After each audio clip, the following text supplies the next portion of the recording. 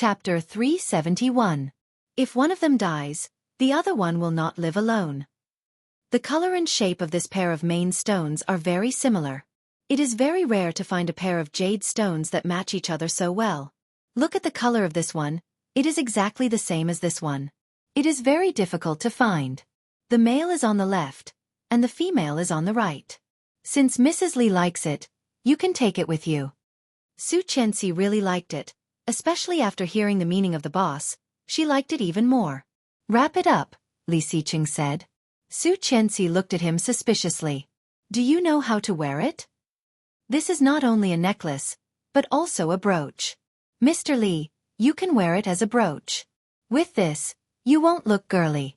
The shopkeeper hastily took something out from under the table, and with a few twists and turns, turned the necklace into a brooch. Li Xiqing actually didn't like it. It was obviously something that girls would like. Why would he wear it?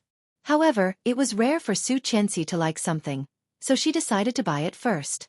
Su Qianxi took the brooch, turned around, and put it on the left side of Li Xiqing's coat. Yes, very handsome. Su Qianxi smiled brightly and put the necklace on her neck. She turned around and asked, Does it look good? Yes, Li Xiqing said without thinking. Su Qianxi pouted. Perfunctory.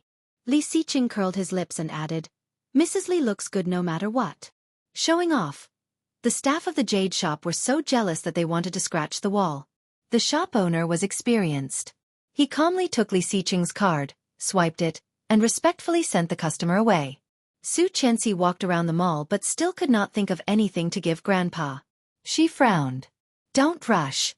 Take it slow. There are still a few days. Thinking of her previous lifetime, every time she gave Grandpa something, he did not seem to like it very much. Otherwise, she could use that as a reference. Suddenly, Su Qianxi had an idea. She looked up, her eyes sparkling. Mr. Li, I got it. Yes. I will make a longevity peach for Grandpa. Longevity peach? Yes, yes. She gestured with her hand. It's a peach this big. It's actually a bun. If I made it myself, would Grandpa be very happy? Yes. This is it then. She breathed a sigh of relief. But is it too cheap? Should I buy something else? How could your kind intentions be cheap? If she personally made something for him, he would treasure it like a priceless treasure. Li Xiqing's eyes became softer as he rubbed her head. Since you've thought of it, come with me to O Ming's place. O Ming. So far, Su Qianxi had only seen him a few times. In a real sense, they had only met once. The last time she had a miscarriage and was hospitalized. Yes, he's going to propose to that woman and bring her out to meet people. That woman? You Lily? Su Qianxi blinked. You Lily will not agree. Li Xiqing glanced at her. You know her quite well. We've been classmates for 3 years after all. More importantly, she clearly knew that Yu Lily did not marry O Ming at all. She even died in his hands. The 3rd chapter.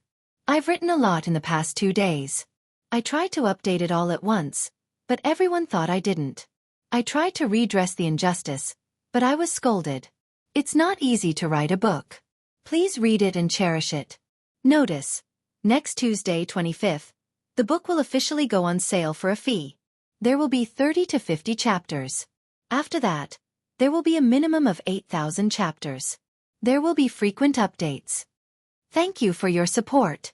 Recommending October Night Whaleyong's excellent novel, My Beautiful Wife, see you tonight. Xiao Xiaoxia cried, Since I married you, I've been in trouble every day.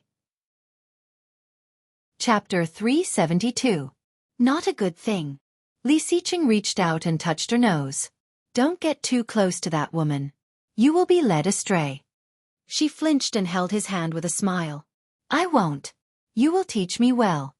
Li Xiqing was very satisfied with her flattery and put his big hand around her waist. They are in Palace 1. Let's go. Palace 1 was in the center of Kingstown, an entertainment venue owned by O Group. When they arrived at room 888, O Ming was holding a woman in his arms and singing a love song. They were singing Zhang Shuiao's Lovesickness in the Wind and Rain. It was a classic old song, and both of them had good voices, but Luo Zhan was sitting on the side like an idiot. Seeing Li Xiqing coming in, Luo Zhan was happy at first, but when he saw his wife behind him, he suddenly became depressed. She threw herself onto the sofa, her face full of grief and indignation as she shouted, "Why did I have to keep the appointment?" However, no one heard his cry at all. Li Xiqing sat down with Su Chenxi, picked up a pillow, and threw it at Luo Zhan's face. Luo Zhan was killed on the spot. After the song, O Ming put down the microphone and walked toward Li Xiqing. "Qian, come sing." Yu Lili called. "I remember you were a microphone hog in high school. Do you know how to sing, actress?" "Yes." Su Chenxi immediately stood up and trotted over excitedly, picking up the microphone that O Ming had just put down. "Come on." The familiar melody sounded, and when O Ming's face appeared on the big screen, Su Chenxi looked even more excited. Yu Lili gestured to her, indicating that she should sing first. A low female voice sounded, and the voice was very beautiful. "Keep it simple." O Ming looked at the two women and couldn't help but laugh. He picked up the cigarette on the table and threw one to Li Xiqing, asking, "Have you eaten?" "No." Li Xiqing took the cigarette and let O Ming light it for him. Well, O Ming took a drag and slowly exhaled. "Let's go eat later." Li Xiqing glanced at him, then his eyes fell on Yu Lili. "Are you serious?" he asked out of nowhere. O Ming bit the cigarette with a smile in his eyes. "Yeah." "Your dad won't agree. I'm the one marrying him, not him. He can't control me." "By force." "I can't?" Li Xiqing took a puff of the unsmoked cigarette, flicked the ash and said ambiguously, "After getting married, things will be different." F***CK off. I've had her for 3 years and slept with her for 2 years. I'm just missing a certificate. What's the difference? Luo Zhan leaned over and listened. That woman's heart isn't with you. She'll run away sooner or later. O Ming was speechless. He took a deep drag of the cigarette and looked into her eyes as if he wanted to suck her in like a cigarette. It wasn't that he hadn't thought about this before. But what if? Yu Lili didn't know what to do. If she got married and had children, it would be a different story. Why don't we coax her to give birth to a child first, and then marry her? Isn't that better? Luo Zhan leaned over and said. O Ming glanced at him and said helplessly, "When I don't wear a condom, she will take medicine." "Then she won't take it if you wear it?" "Nonsense. Why would she take medicine if she wears a condom?" Luo Zhan leaned over and whispered, "Then you wear it and poke a few holes on the condom." Fourth update. All 4 groups were full, and there were still more than 100 messages that hadn't passed the review. It doesn't matter if you can't join. Anyway, I don't plan to create another group. After it's online, there will be a VIP group, and there will be various benefits. Seeing that many people were asking about the fee, 1 chapter equals 1,000 words equals 0. 0.5 yuan equals 5 book coins, 1 yuan equals 100 book coins equals 20 chapters, 1 bottle of mineral water equals 200 book coins equals 40 chapters. If everyone's level is higher, it may only be 3 to 4 book coins per chapter. It's very cost-effective and cheap. After the fee, there will be a minimum of 8 chapters per day. Generally, there should be 10 chapters. Of course, if people think it's too expensive, I can have less. If not, I can have more. Chapter 373. Hearing that, O Ming said, "Insidious. Good idea." Li Xiqing agreed. "It's best to change her medicine." "You are more insidious." Luo Zhan looked contemptuous. "Stop pretending. We are all jackals of the same tribe." "I am not." Li Xiqing pushed him away. O Ming also looked at him contemptuously. "Me neither." Luo Zhan was speechless. After singing a song, Su Chenxi and Yu Lili saw the 3 men together and glanced at each other. Yu Lili looked down. What are they talking about? "I don't know." "Hey, do you think that Luo Zhan looks gay? He doesn't have a girlfriend, and he is so close to them." Su Chenxi couldn't help but spit into the microphone.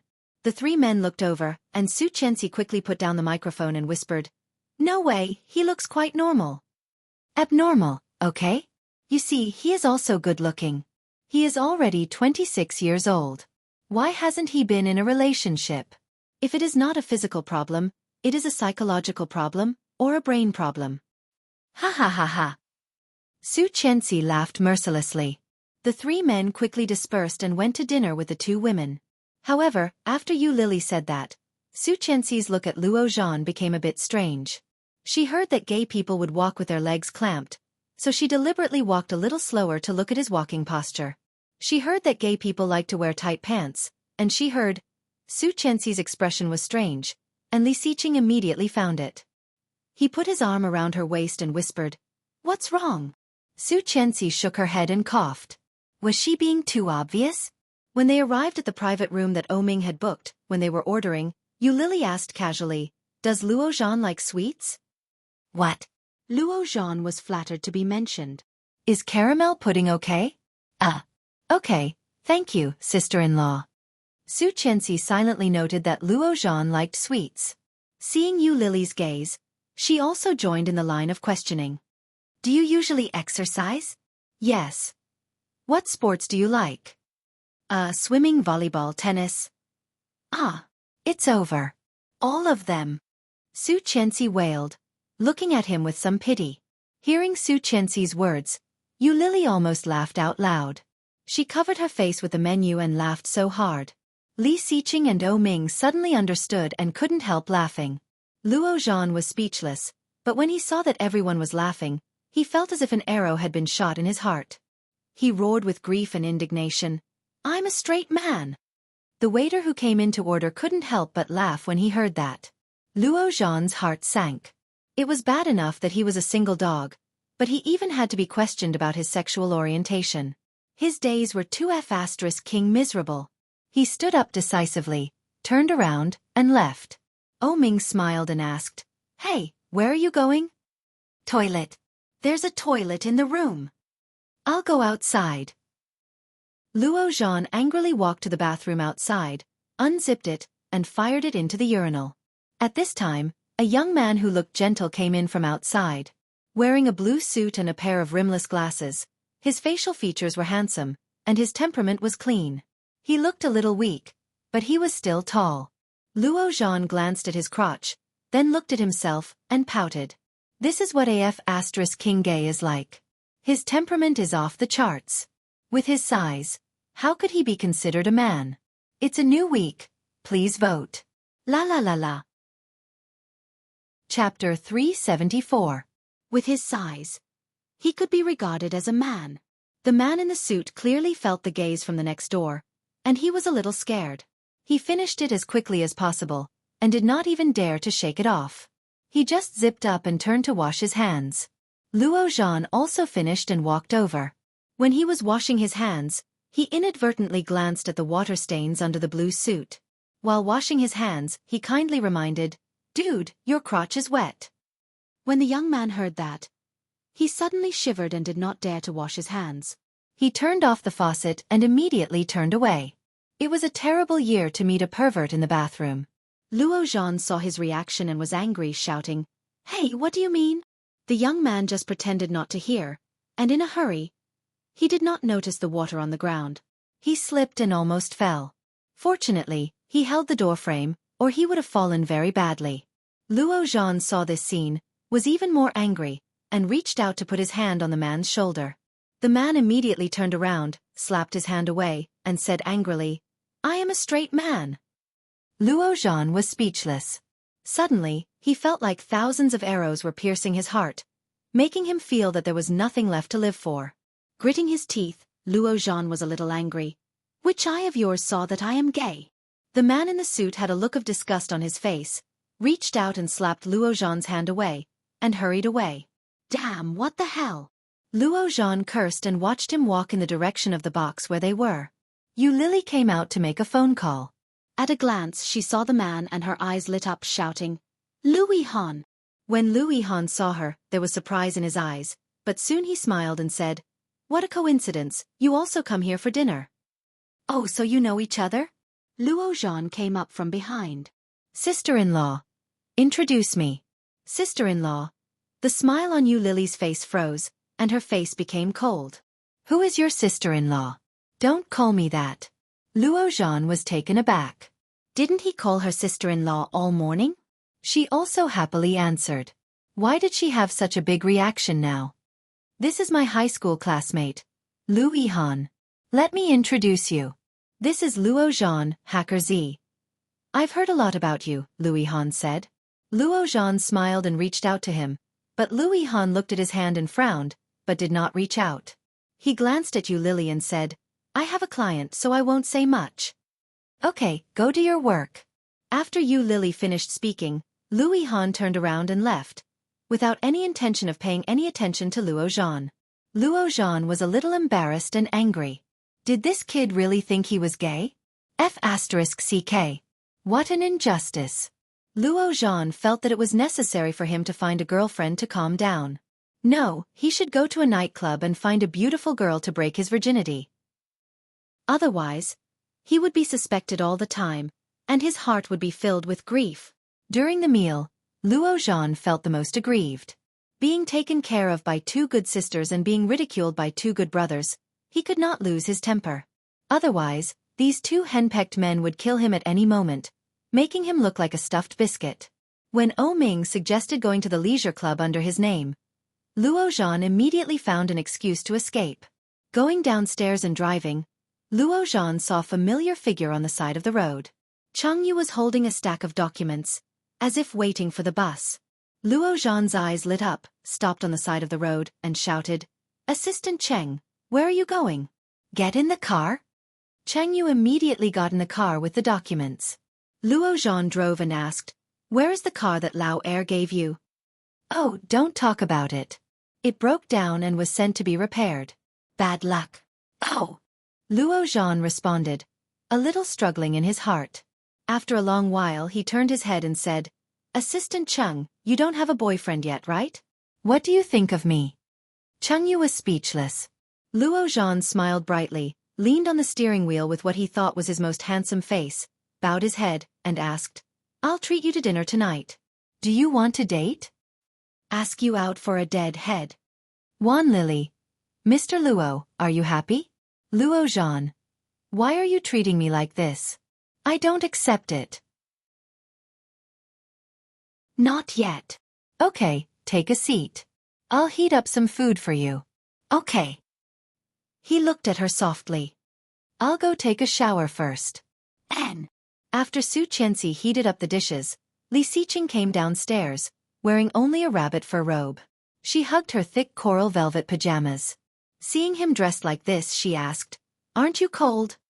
I'm not cold. Eat with me. Yeah. She sat down. You haven't finished that thing yet? Almost. I'm dealing with the acquisition of Tang Core. Acquisition of Tang Core? Su Qianxi's eyes widened. Tang Zhenghao's Tang Core? Yes, Tang Core is bankrupt. Kids who have written long reviews can join Lily's harem 5937277013. The administrator will teach you how to do it. If you haven't written a long review, please behave. P.S. Impromptu reviews do not count. Chapter 376. Su Qianxi gasped and asked incredulously, Why so sudden? Not sudden. Li Xiqing looked up, and there was some softness in his deep eyes. I have been planning for more than 2 months, and I just closed the net a few days ago. I took over the order from Xiaofan and Tang Group. It was rare for him to patiently explain to her. His voice was deep and mellow, no different from usual. However, Su Qianxi felt a bit distressed. He had been as busy as a top these days and must be exhausted. It was a few minutes later when he finished. Su Qianxi gasped and felt a little scared. No way, such a big mess, and you dare to take it on. Shang Feng screwed Tang Zhenghao over. Don't let them screw us over too. Don't worry. The vice president of Shang Feng is Qin. Su Qianxi's eyes widened. Mom's family? Yes, my uncle. No way. It was the first time that Su Qianxi's brain worked so fast. You and your uncle set Tang Zhenghao up? Li Xiqing paused and poked her forehead. Am I such a sinister person in your eyes? Su Qianxi's face darkened slightly. Su Qianxi nodded without hesitation. Li Xiqing narrowed his eyes and said, This is called outsmarting him. Tang Zhenghao asked for it. You're lying. How dare you say you are not sinister? Li Xiqing was in a very good mood. Curling his lips, he finished the last mouthful of soup and waved at her. Come here. What? Although she asked, she still walked over. He pulled her and she fell into his arms. Su Qianxi's heart raced. Looking at his hungry eyes, she already knew what he wanted to do. Sure enough, Li Xiqing put an arm around her waist and said, Mrs. Li, let's try it in the kitchen. Su Qianxi suddenly felt numb and immediately struggled. No. Let's go back to the room. I heard it's very exciting. Let's try it. I heard. It must be Ming again. In the past few days, because of what he had heard, he had taken her to the living room and the balcony. Su Qianxi was reluctant. But in the end, she still couldn't resist his coercion and was directly pressed against the refrigerator door. In the end, she surrendered under his ferocity. She hung on him, panting, for fear of falling. He hugged her and whispered in her ear, Today is your ovulation period. Let's have a baby, Mrs. Li. Su Qianxi had no time to refuse and was attacked by him again, unable to fight back. Captain Li's 70th birthday was arranged at the only 6-star hotel in Kingstown. The invited guests were all personally selected by the old master himself, and they were all important figures of the older generation. At 5 or 6 o'clock in the evening, most of the guests had arrived, and the scene was very lively. In the kitchen of the hotel, Su Qianxi took out the peach with a thick pair of heat-resistant gloves and exclaimed, It smells so good. Li Xiqing smiled. Grandpa will be very happy to see it. Su Qianxi couldn't help smiling as well. She carefully put the peach on a white porcelain plate and decorated it according to the chef's instructions. Li Xiqing's phone rang. It was Laurel, who was guarding Tang Menjing. Picking up the phone, he heard a hurried voice. Sir, it's bad. Miss Tang's water broke. I'm afraid she's going to give birth. Weibo has been opened. She will often post new updates and small spoilers on Weibo. After she goes online, she will set up a VIP group. Everyone can follow her content, and the group number will be announced. Weibo name, Uncle Wan Lily. If you can't find him, please search for him at least 30 chapters. I'll try to post more after 010. I recommend Su Gemo's new book, Hot Little Sweetheart. Big CEO, Don't Come Here. Chapter 377. Sir, bad news. Miss Tang's water broke. I'm afraid she's going to give birth. Li Xiqing's eyes flashed, so bright and sharp that Su Qianxi couldn't help but look at him. Although he was still expressionless, she could tell from the slight smile on his face that he was in a better mood than before. Okay. Have Hunter take her to the first hospital. Yes, sir, Laurel said. Hanging up the phone, he looked at Su Qianxi and whispered, Tang Menjing is going to give birth. Su Qianxi's eyes widened. She could not believe it. Only 7 months. She's making trouble every day. Premature birth is expected. Li Xiqing said, picked up his phone and dialed Chang Yu's number. Kingstown First Hospital. Tang Menjing is going to give birth prematurely as planned. Chang Yu immediately calmed down and became excited, shouting, Yes, boss. Seeing him hang up the phone, Su Qianxi asked, Are you going to see it? You'll see it in a bit. What did you do? You'll know in a bit. With a smile on his lips, Li Xiqing was about to say something when he heard someone shouting outside, Xiqing, come out and see us. So many elders are looking for you. Don't hide inside. Are you afraid that people do not know how much you love each other? It was Li Beixing. Su Qianxi blushed slightly, and her heart was overflowing with sweetness. I'm going out. Okay. Su Qianxi nodded with a smile and began to play with the birthday peach in front of her. I want to be the finale. Li Xiqing's smile deepened, reached out to rub her hair, and turned to go out. Su Qianxi fixed the decoration and asked the chef to put it away to keep warm. It was cold, and she did not want Grandpa to eat a cold birthday peach, which would not be good. After everything was done, Su Qianxi walked out of the kitchen and into the public bathroom outside. In order to make a birthday peach, she had been holding back for a long time. When she came out of the bathroom and was washing her hands, a waitress came in. When she saw Su Qianxi, she was pleasantly surprised and said, Mrs. Li, right? Yes. Su Qianxi looked at her while washing her hands. Mr. Li was looking for you just now. I think you're in the bathroom.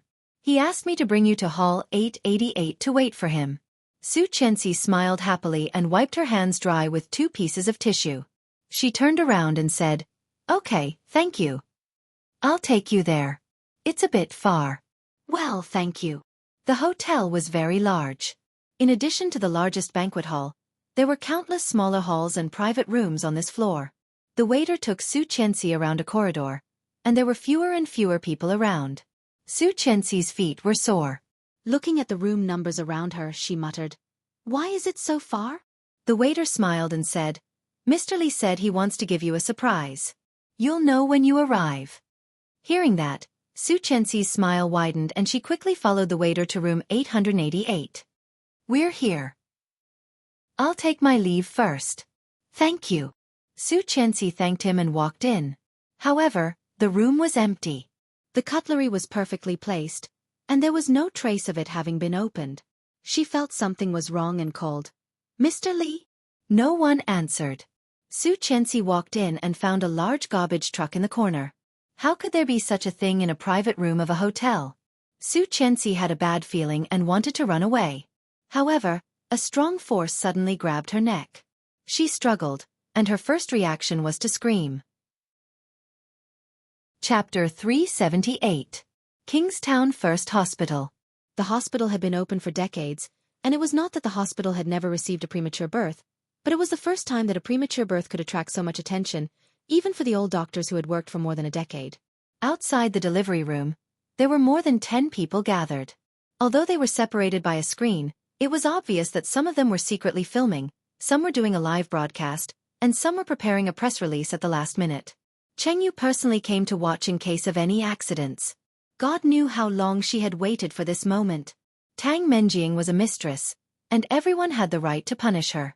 She had seen her boss being wronged by this woman with her own eyes. It was all because of Tang Menjing that the boss's wife almost divorced her boss. It was all because of this child. Now that the highlight was finally here, Cheng Yu was excited. As long as the child was born and a paternity test was done in front of everyone, then Tang Menjing would have nothing to say, right?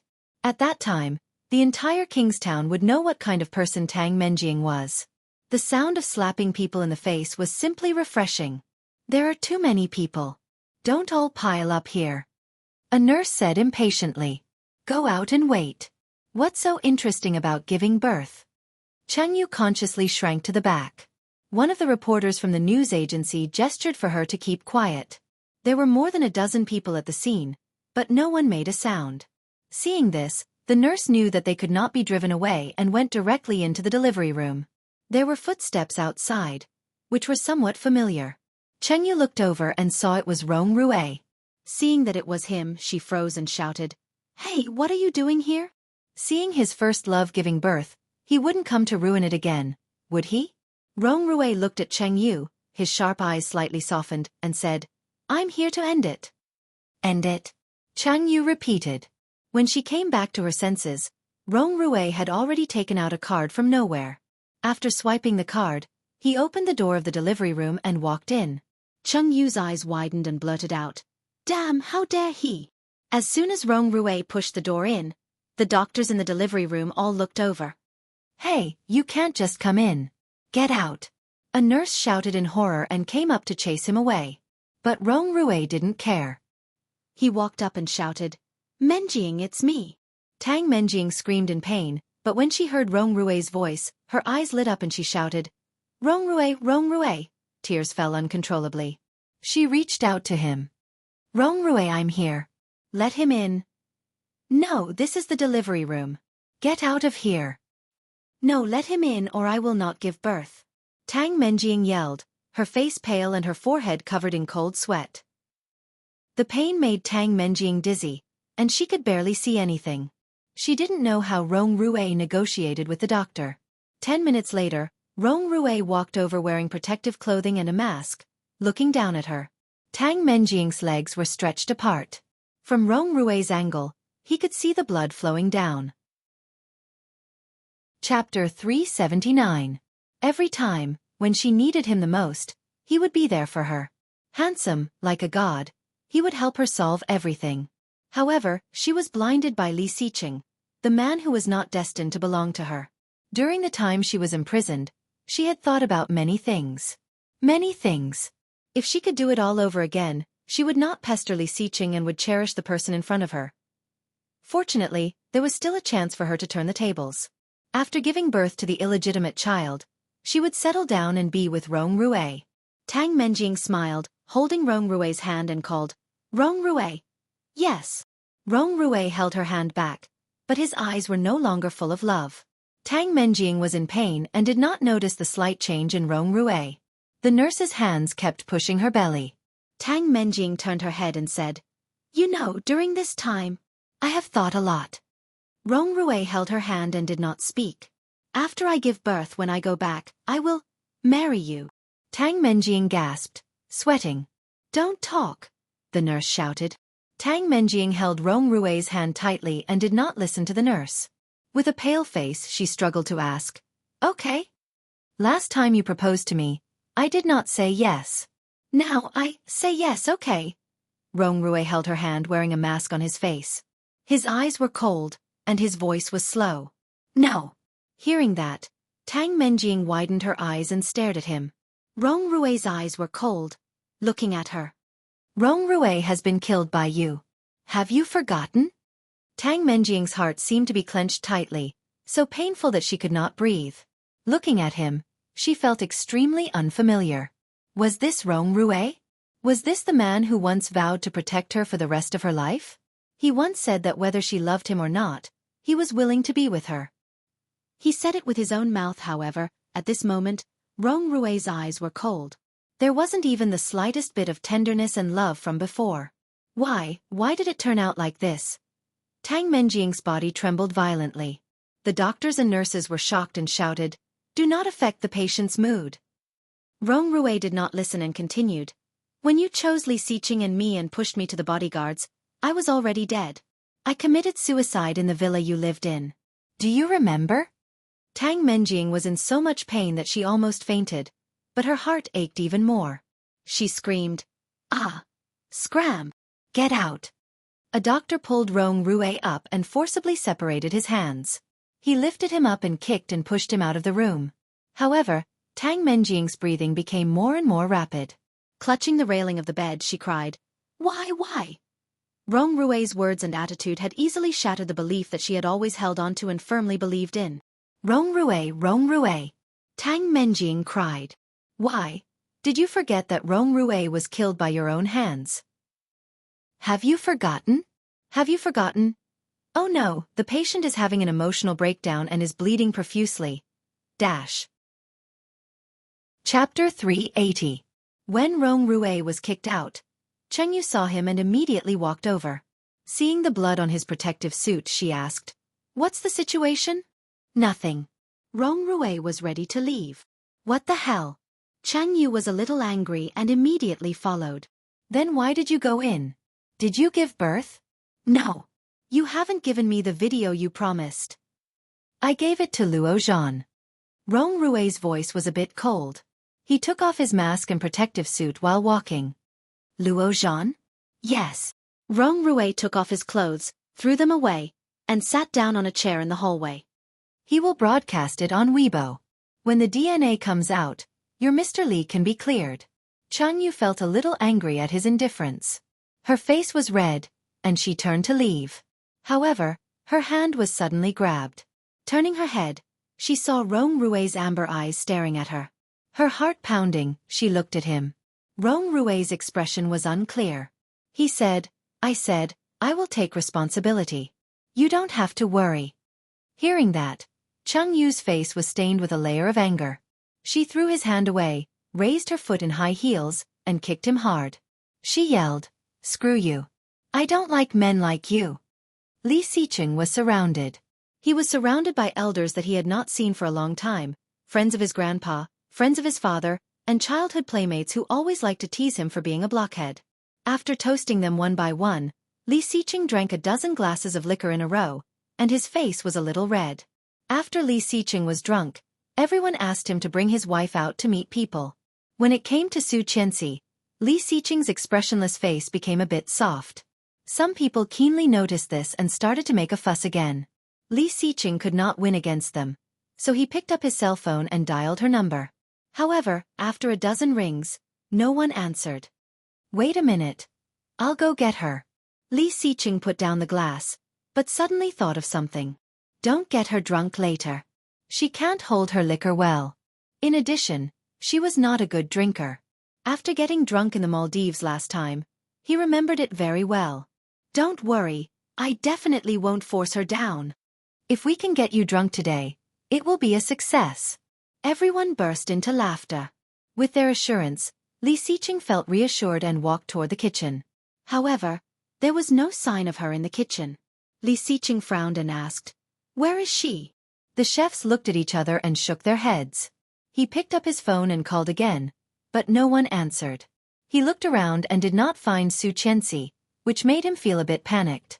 There were only a few places she could have gone to. She didn't pick up her phone, and she couldn't be found either. What the hell was she doing? Oh Ming was hiding in a corner with Yu Lily. When he saw Li Xiqing walking back and forth a few times, he finally couldn't help but ask, "Hey, what are you doing?"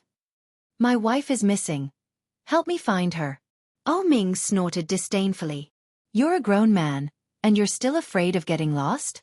Did he go to the toilet? The one with the surname Yu, go look for him." "Oh, wait a minute." Yu Lily walked to the bathroom to look for him. Li Xiqing's heart inexplicably sped up, a feeling he had never felt before. Chapter 381. The wind was howling, and it sounded like there was water. Li Xiqing called, "Su Qianxi." There was no answer.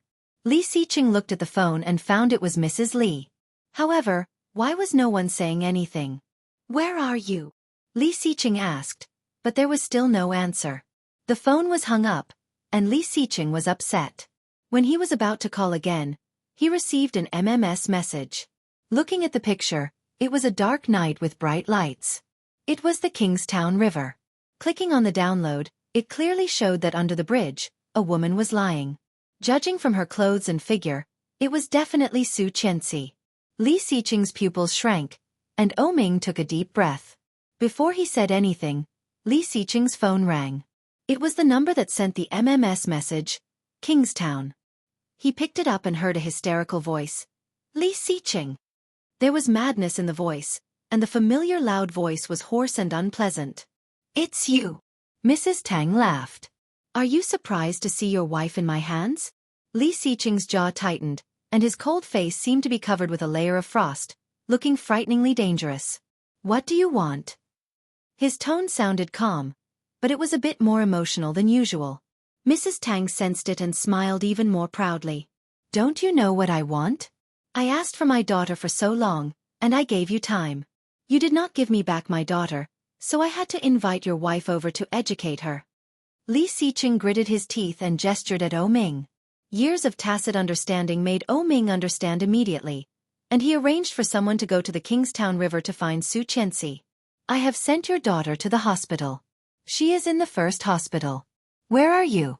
I will send someone to take you to see your daughter." "Bullshit. Do you think I will believe you? You cunning bastard. Don't think that I will fall into your trap. You are really powerful. Tang Zhenghao has lived for so many years, but he was also defeated by you. Why? Aren't you very proud? Come and take your wife back by yourself. If you come alone, I will give you a big gift." Oh Ming widened his eyes and shook his head at him. "Don't go." Li Xiqing acted as if he did not see Oh Ming's intention. Without hesitation he asked, "Okay, where are you?" Mrs. Tang quickly gave him an address and said, "Come alone. Don't call the police. I have many men here. If you call the police, I can't guarantee what will happen." "All right, give me 20 minutes. That place was very remote. It would take at least half an hour to get there from here." "Ha ha ha, you wish. 15 minutes. If you're any slower, I'll have to hire someone to serve her well." Disgusting. The anger in Li Xiqing's heart erupted like a volcano. However, at this time he could only take a deep breath and say, "Okay, I'll be right there." "Don't come over. They have guns." A sharp female voice came. It was Su Qianxi. "Ah!" Li Xiqing's heart was about to jump. His calmness, which had been like a snow mountain for thousands of years, suddenly collapsed under Su Qianxi's scream. Chapter 382. Li Xiqing was so anxious that his eyes were red. Hearing the phone being hung up, he suddenly did not know what to do. Ming had known him for so many years and had never seen him like this. He was a bit dazed. But soon he went up and restrained him, yelling, "Li Xiqing, calm down." Li Xiqing's hands were trembling slightly. It was so slight that even he did not notice it. However, Ming clearly noticed it. Holding Li Xiqing's hands, Ming was terrifyingly calm. "Li Xiqing, look at me." Li Xiqing looked up and suddenly grabbed Ming with great strength. He said, "Ming, I'm going out for a while. Don't tell Grandpa or anyone else about this. I'll be back soon with my wife." After that, he left Li Xiqing's hands and ran toward the elevator. Li Xiqing's mind was blank, and the only thing left in his mind was the string of numbers. 15 minutes, 15 minutes. Su Qianxi's sudden yell startled everyone around her, without any warning. The men watching her from both sides came up and covered her mouth.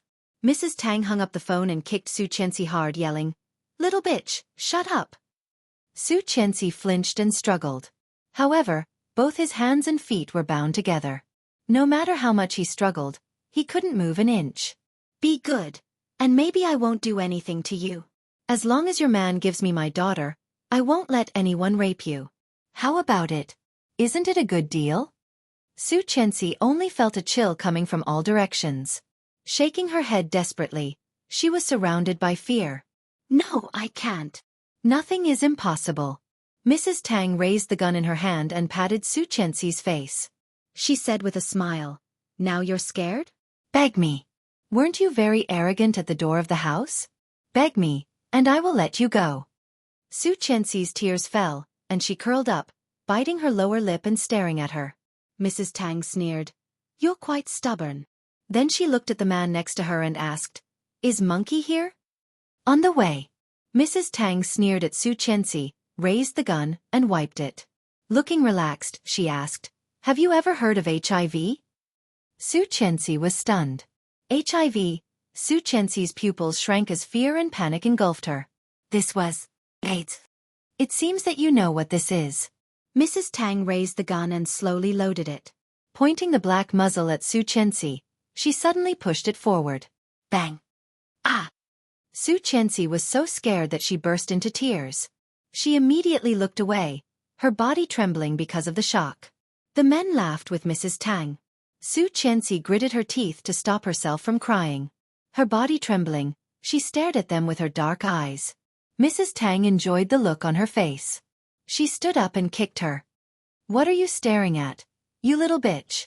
She did not even dare to scream and curled up into a ball. "Why aren't you shouting? Keep shouting.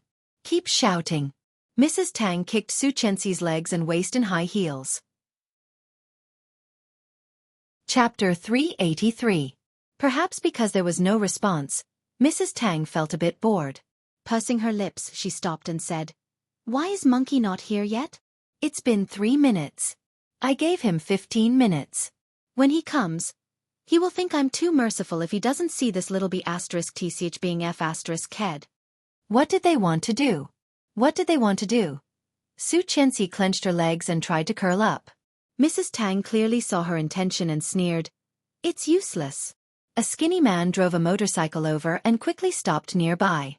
Su Qianxi felt cold and desperate, wrapping her tightly.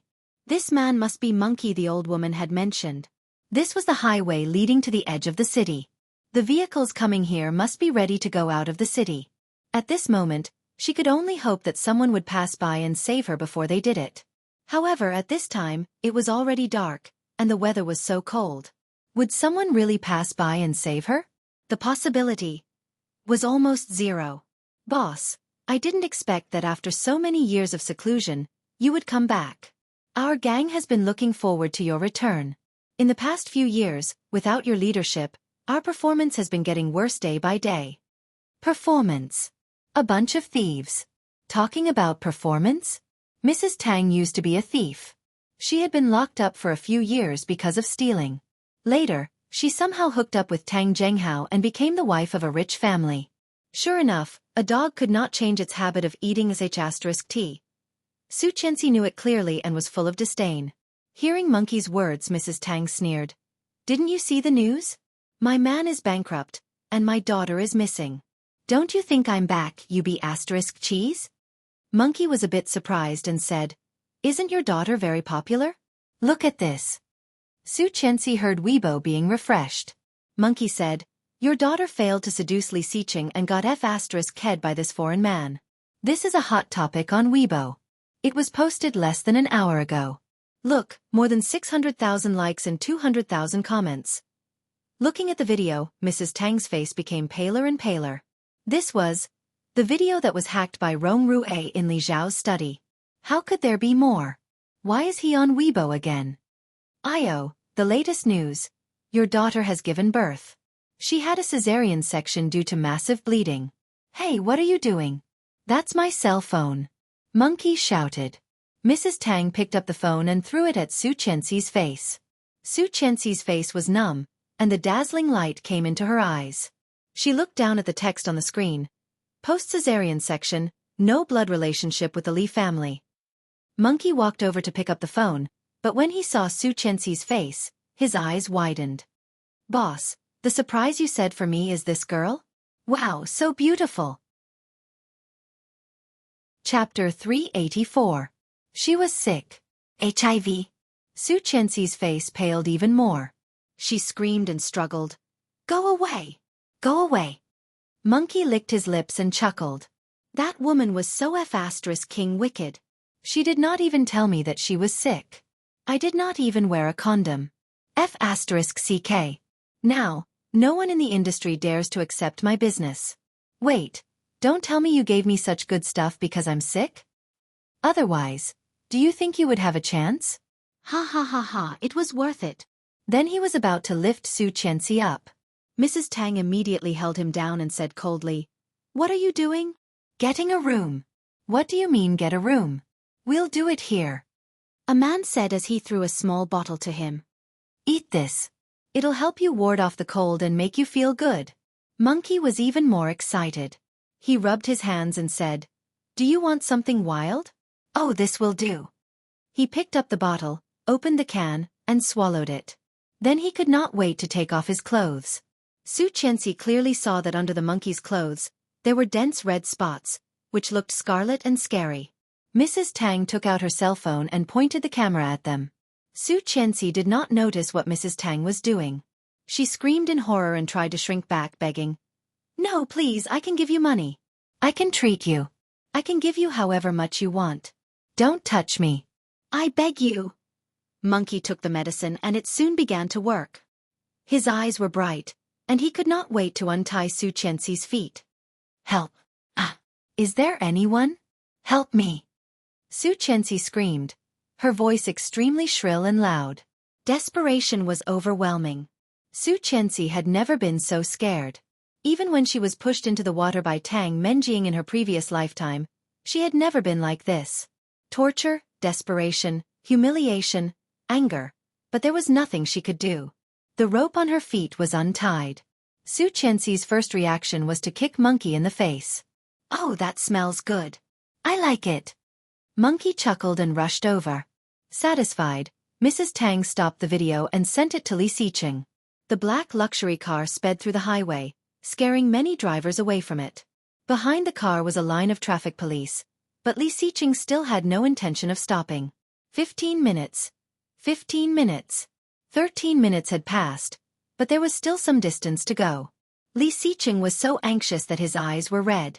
It was the first time in his life that he was racing on the road, the first time that he was chased by the traffic police, and the first time in his life that he was so anxious to do something. Soon, soon, soon. Wait for me, you must wait for me. Pushing the accelerator to the maximum, the speed soared to 300 kilometers per hour, but it was still not enough, not enough. For the first time, Li Xiqing hated that he was not driving a sports car. Could he go faster, faster? Just at the intersection ahead, Li Xiqing saw a beam of headlights shining over and was shocked. While braking, he madly honked the horn and made a quick U-turn. The car instantly twisted and drifted, and the tires made a loud friction sound on the ground. Chapter 385. The winter in the south was always not as cold as that in the north. At this time, the capital was covered with snow, but it was a rare sunny day in Kingstown. It was the second time that Rong Haiyue came to the Kingstown River. The first time was 22 years ago, when he begged her to go back with him. She cried and called him brother, begging him not to, but he was so angry that he did something irreversible.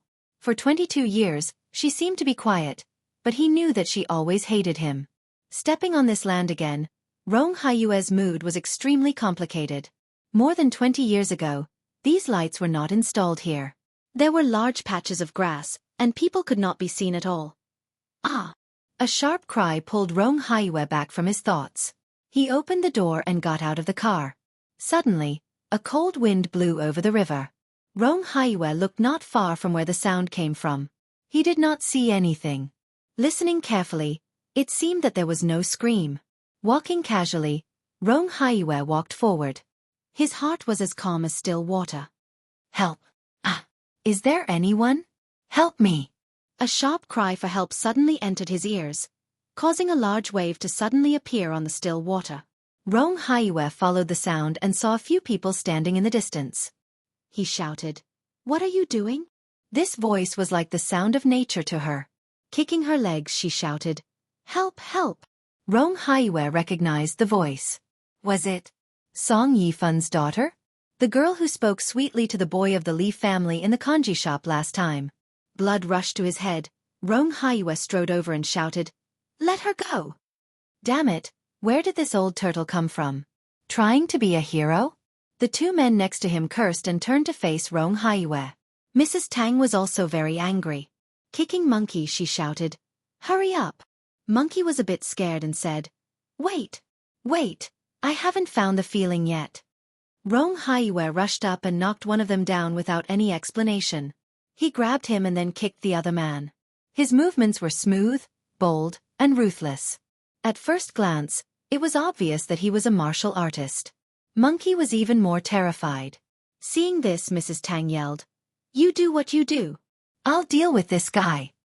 With that, he walked forward, raised the pistol in his hand and shouted, "Don't move!" When Rong Haiyue saw the gun, he threw the man away, raised his hands, and stopped moving. Su Chenxi recognized that he was Rong Haiyue.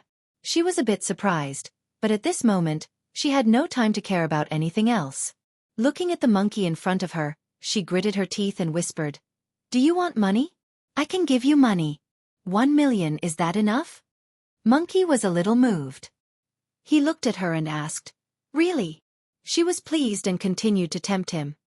"My husband is Li Xicheng. He is very rich, the richest man in Kingstown. Have you heard of him? Let me go, and I will give you money." Chapter 386. Monkey was a bit moved. Although this woman was beautiful, women were everywhere. 5 million, he had never seen so much money in his life. Mrs. Tang was furious and yelled, "Monkey, what are you waiting for?" "I am Mrs. Tang. It's only 5 million. I'll give it to you. When Li Xicheng comes, you won't have the chance to enjoy such a beautiful woman." The two men who had been knocked down by Rong Haiyue had already climbed up and rushed at him. "Don't believe her. The Tang family is bankrupt. The Tang family has long been acquired by the Li family. She is nothing. If she had money, why would she go to such a cheap woman like you?" Su Chenxi yelled. At the same time, the two men behind Rong Haiyue surrounded him. One grabbed his neck, and the other went around to his front and punched him in the stomach. Mrs. Tang was furious. Turning around, she walked towards Su Chenxi, grabbed her hair, and slammed her against the railing. "Little bitch!" His head banged against the stone, making a dong-dong sound.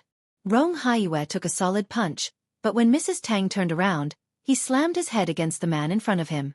Grabbing the hand behind him, he pulled Rong Haiyue over and hit the man in front of him. Mrs. Tang felt something was wrong and immediately turned around, but Rong Haiyue had already rushed over. Startled, she stepped back, and Mrs. Tang's hand shook. Bang! A loud gunshot rang out. Ah! Su Chenxi was dazed. Hearing the gunshot, she trembled, especially when she saw the blood dripping down. Her eyes rolled back, she collapsed and lost consciousness. Mrs. Tang was scared and immediately pushed Rong Haiyue away. She looked down at the blood on her hand. Throwing the gun away, Mrs. Tang's hand was shaking. "I killed someone." Mrs. Tang stared at Rong Haiyue. Rong Haiyue staggered, his face pale. Covering his bleeding arm, he picked up the gun in his hand. He was so calm that he did not look like someone who had been shot. He said, "Let her go." F***CKU. Someone behind him shouted and threw Rong Haiyue to the ground. Rong Haiyue fell hard to the ground, and the gun in his hand flew out. Not far away, a car drove over. Mrs. Tang was shocked and yelled, "Someone's coming!" A few cars surrounded them from the left and right. They were still quite a distance away. Mrs. Tang was shocked. It must be someone sent by Li Xiqing. Damn it! Then he decisively went forward and lifted Su Chenxi, who had passed out. I told him to come alone, but he called so many people. He's forcing me to kill her. Mrs. Tang was fat, but she was strong. She lifted Su Chenxi to the railing of the bridge. Rong Haiyue was pressed down, and the man sat on him and punched him hard. Seeing this, his heart skipped a beat and he shouted, "What do you want to do?" Dang! Mrs. Tang threw her hard, and Su Chenxi's body quickly fell. Soon there was a splash. When Rong Haiyue saw Su Chenxi being thrown into the water, the pain in his body seemed to disappear. There was only one thought in his mind. Save her, save her. Chapter 387. 6 cars stopped and surrounded the place. Mrs. Tang had nowhere to run, and the 4 of them were arrested. "Where is she?" the leader of the group yelled. Mrs. Tang sneered. "Who is it? I don't know what you are talking about." "Boss, there is blood on the ground," someone yelled. We did not find Mrs. Tang. There was blood on the ground, but no one was hurt. Looking around, a horrible idea suddenly came to his mind. The leader of the Li family immediately yelled, "Get into the water and find her." The black Maybach hit the railing, and Li Xiqing lost consciousness. He did not know how long it took for him to wake up. He was surrounded by traffic police and people. Seeing the cracked windshield, Li Xiqing moved and wanted to start the car again, but he could not. Finding his phone, he opened the door. Li Xiqing had a terrible headache. Blood was dripping from his forehead, and he felt itchy. Wiping it off, he stumbled in that direction. Almost there, almost there. Li Xiqing picked up his phone and immediately saw the message from Mrs. Tang. Running as fast as he could, he clicked on the download. However, he was so dizzy that he almost fell several times. Behind him, there were cars following him. Li Xiqing's mind was muddled, and he could not hear what they were saying. Stumbling for more than 200 feet, he finally saw several cars belonging to the Li family. At the same time, the download was finished. A heart-wrenching scream came from the phone, and Li Xiqing's heart skipped a beat. People on the riverside all looked over. Seeing Li Xiqing in this state, the Li family was shocked and hurried to hold him. "Mr. Li?" Looking at the video on the phone, Li Xiqing became more conscious and gloomier. "Where is she?" No one answered, but at the same time, a loud cry came from the river. "We did not find Mrs. Tang." The lights of the cars were still on. Li Xiqing glanced at the ground and the pool of blood was shocking. "What are you looking for?" "She is dead." Mrs. Tang laughed loudly. "Li Xiqing, you forced me to do this. You've ruined the Tang family's business and Tang Menjing's best years. Aren't you great? Come on, let's continue." Staring at the pool of blood on the ground, Li Xiqing breathed heavily and his ears were ringing. "What are you looking at? Even the Heavenly King wouldn't be able to survive a shot to the heart. If you want to find it, go into the water. It's right there. Coward, you don't dare, right?" "Ha ha." Mrs. Tang laughed arrogantly. Her voice was like a devil's voice, echoing in their ears and echoing with crazy provocation. 2 more people jumped into the water to help with the salvage. Li Xiqing heard the sound of the water and suddenly went crazy. His first reaction was to rush toward the river. The people around him turned pale with fright. They quickly held him down and shouted, "Someone's going down, he's going down." Li Xiqing seemed to have calmed down, and the man's voice became softer. "For people have gone down. If you go down like this, you will only get yourself killed. Do you want Mrs. Tang to see your dead body when she comes back?" Perhaps the man's words worked. Li Xiqing calmed down. When he let go of the man, Li Xiqing rushed toward Mrs. Tang. A solid fist fell on Mrs. Tang's face. Mrs. Tang screamed and leaned back. She was caught again. Chapter 388. As he spoke, he kicked her in the stomach. "Mr. Li, you will kill her." The people around him were anxious. Two men tried to pull him back, but he was like a wild horse, and they could not stop him at all. Li Xiqing had completely lost his mind. Punching and kicking, he hit Mrs. Tang so hard that she bent over. Li Xiqing's eyes were bloodshot, and his body kept moving. It took 4 men to subdue him. Suddenly, a low moan came from behind. It was the sound of a man's soul, which seemed out of place at this moment. A tall and straight soldier came up and stammered with a red face. "Boss, this person seems to have taken medicine, you see." Hearing that, Mrs. Tang sneered in pain. Everyone's gaze was attracted to her. She opened her mouth, revealing her teeth that had been dyed red with blood. Her voice was filled with madness and cruelty, like the curse of a demon. "I wanted to let that little bitch enjoy herself, but I didn't expect you to bring so many people. I had no choice but to kill her in advance. It's you who killed your wife." Li Xiqing was even angrier, but at this moment, he calmed down. His eyes were as cold as frost, making Mrs. Tang's heart tremble. "Since that's the case, keep it for yourself and enjoy it slowly." Li Xiqing's voice was cold, and Mrs. Tang's face suddenly paled. "Take them to the car and let Mrs. Tang have fun." "Yes, sir." 2 men took Mrs. Tang to one of the cars. Mrs. Tang then realized that Li Xiqing was not joking. "No, you can't. Li Xiqing, you little bastard, you will get what you deserve. You will definitely get your retribution. You will be struck by lightning, and you will not have a good..." Before he finished speaking, he was stuffed into the car. Monkey was also stuffed in at the same time. One of them wisely drove the car to a remote place. The rest of Mrs. Tang's men trembled and said weakly, "Monkey has AIDS." Her hands were tied. She might have woken up, but she might not have. The feeling of suffocation and coldness swept over her. She only felt it difficult to breathe, as if there was water flowing into her respiratory tract, so uncomfortable, so familiar.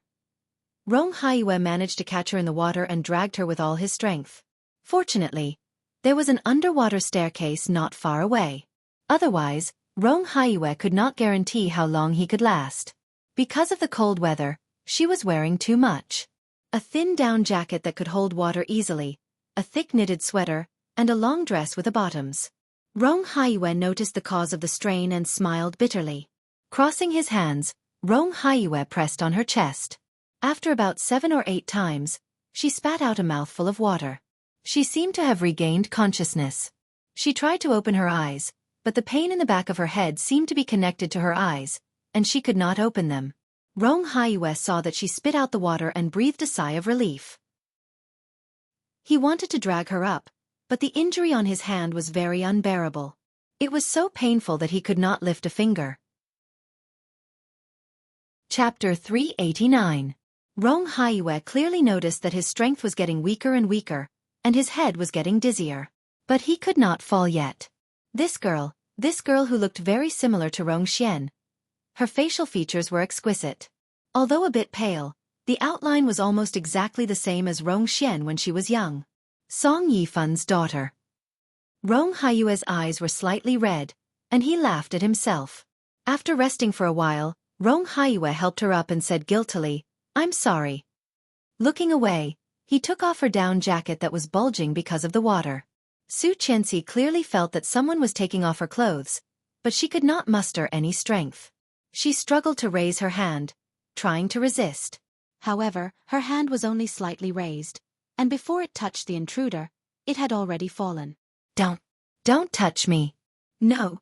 Tears slid down her eyes, but she could not muster any strength to resist. The sweater was also taken off. Her heart trembled as if struck by lightning, painful, numb, sour and hot. "No." She tried her best to squeeze out a little sound, but it was like a mosquito buzzing. Rong Haiyue could not hear what she was saying at all. Throwing the sweater away, Rong Haiyue quickly took off the coat that was dragging him down and said, "Don't be afraid. It will be fine soon." Hearing this, Su Qianxi felt even more desperate. She suddenly felt her body was lifted, but then, "No. No. Please. Don't." Her consciousness completely disappeared. Rong Haiyue carried her on his shoulder, feeling that she was talking in her sleep. He climbed up as fast as he could and went ashore. The cold wind blew at night, and Rong Haiyue shivered, unable to help but shiver. Climbing up with difficulty, Rong Haiyue's legs were shaking terribly. No, he had no strength left. Rong Haiyue put her down and stumbled to the side of the road. At the same time, a van drove over, and the headlights were dazzling. Rong Haiyue staggered over, and it became darker and darker. He could not stand still, but there was an inexplicable strength in his heart. He moved extremely slowly to the middle of the road, waving his arms weakly. Seeing the van stopped, Rong Haiyue finally breathed a sigh of relief. The door opened, and a man in his 40s or 50s came out. Seeing him like this, he quickly held Rong Haiyue. Help! There is someone behind. Save her. I am a Major General Rong Haiyue. Report. I found some clothes. There are women and men. Being held down by several people at the same time, Li Xiqing could not move at all. Hearing that, he looked up and immediately saw a long beige down jacket. Let me go, Li Xiqing said coldly. The people next to him looked at each other and let him go. Li Xiqing went up and took the wet clothes. It really belonged to Su Qianxi. This morning, he had personally helped her put on the down jacket. Also that white sweater. At the same time, there were also men's clothes. Seeing the man's coat, Li Xiqing somehow felt a bit familiar. I seem to have seen it somewhere before. An officer's certificate? Li Xiqing's eyes flashed and he snatched it. The name Rong Haiyue popped into his eyes. Chapter 390. So cold. Her whole body was so cold. Su Qianxi felt as if a few long centuries had passed, and her whole body was in pain. The back of her head hurt, her limbs, waist, and even her muscles hurt so much that she was about to go crazy. Cold and hot. It was so uncomfortable that Su Qianxi could not help whimpering and moaning. Vaguely, she felt as if someone had pasted something cold on her forehead, and she fell asleep again in a daze. When she opened her eyes again, it was bright.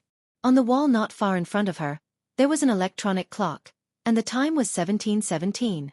Someone was watching TV in the next bed, and the nurse was giving the person on the left an 4. Seeing Su Qianxi woke up, she reached out and touched her forehead. Still a fever, but you will be fine after you wake up. Su Qianxi was a bit dazed. She moved her body and felt pain all over. He let out a low moan and felt his entire body heating up. Do you want some water? The nurse poured her a cup of hot water, walked over, helped her up, and fed her. How do you feel? Su Qianxi's head was terribly dizzy. When she raised her hand, her muscles were in pain. It hurts. You have a fever of 39.8 degrees. Of course it hurts. The nurse put her down and said, Fortunately, your brain is not damaged. The person who came in with you was not so lucky. He is still in the intensive care unit. You came in with me? Who? You don't know? The nurse changed her medicine and said, Yesterday, a kind-hearted uncle sent you here. I thought that person was your father or some relative. He looked to be in his 40s. He was shot and lost a lot of blood. He even dragged you out of the water. Otherwise you would have been dead. Su Qianxi immediately thought of that person and whispered, Rong Haiyue. Oh yes, that's the name. I have called his wife to come over. The nurse changed the water. I will get the medicine for you. Thank you. Su Qianxi's voice was as low as a mosquito. His body felt as if it was being pulled, accompanied by waves of heat waves that assaulted him. Su Qianxi subconsciously moved her legs. The pain in his crotch was even more intense than the pain in his hand. With unspeakable fear and despair in her heart, she struggled to turn over, biting her fist, and burst into tears. She was raped by that monkey with AIDS. Ever since she was a child, she rarely got sick. She had never had such a high fever before. Was she also infected with HIV? What should she do? Was she about to die? But she was only 21 years old. She didn't want to die. She still wanted to give birth to Mr. Li's child. She still wanted to celebrate Grandpa's birthday. She still wanted to live a little longer. The more she thought about it, the more she couldn't stop her tears. Curling up, her shoulders trembled. This was an incurable disease. No medicine could cure him, and he would die a horrible death. In the face of sudden death, Su Qianxi was caught off guard and lost her mind. What would she do? What would she do? Su Qianxi bit her fist and sobbed, not daring to cry out loud. When the nurse came back, she was shocked to see her crying like that. What's wrong? Is it very uncomfortable? Here, take the medicine. Su Qianxi shook her head and was quickly helped up. The nurse poured her some hot water. Su Qianxi held a dozen pills of different colors and found it difficult to swallow. Chapter 391. Retching a few times, she spat out some stomach acid and nothing else. Since noon yesterday, she had only drunk a glass of water. She was so dizzy that not long after she lay down, she fell asleep again. When she woke up again, it was already past 8 p.m. Su Qianxi felt that her hand was held and moved, waking up the man who had fallen asleep. He reached over and touched her forehead, and then himself, frowning. Looking at him, she was a bit dazed. At this moment, Li Xiqing had 2 dark circles under his eyes, and even his chin was a little blue. His hair was messy, and he had changed his clothes, but he still looked a little dispirited. There was a piece of gauze on his head, just above his left eyebrow. However, as soon as she realized it was him, she pursed her lips, and tears of grievance immediately fell. He was scared and asked softly, "Are you feeling bad? What's wrong?" She burst into tears and grabbed his hand. It hurts all over."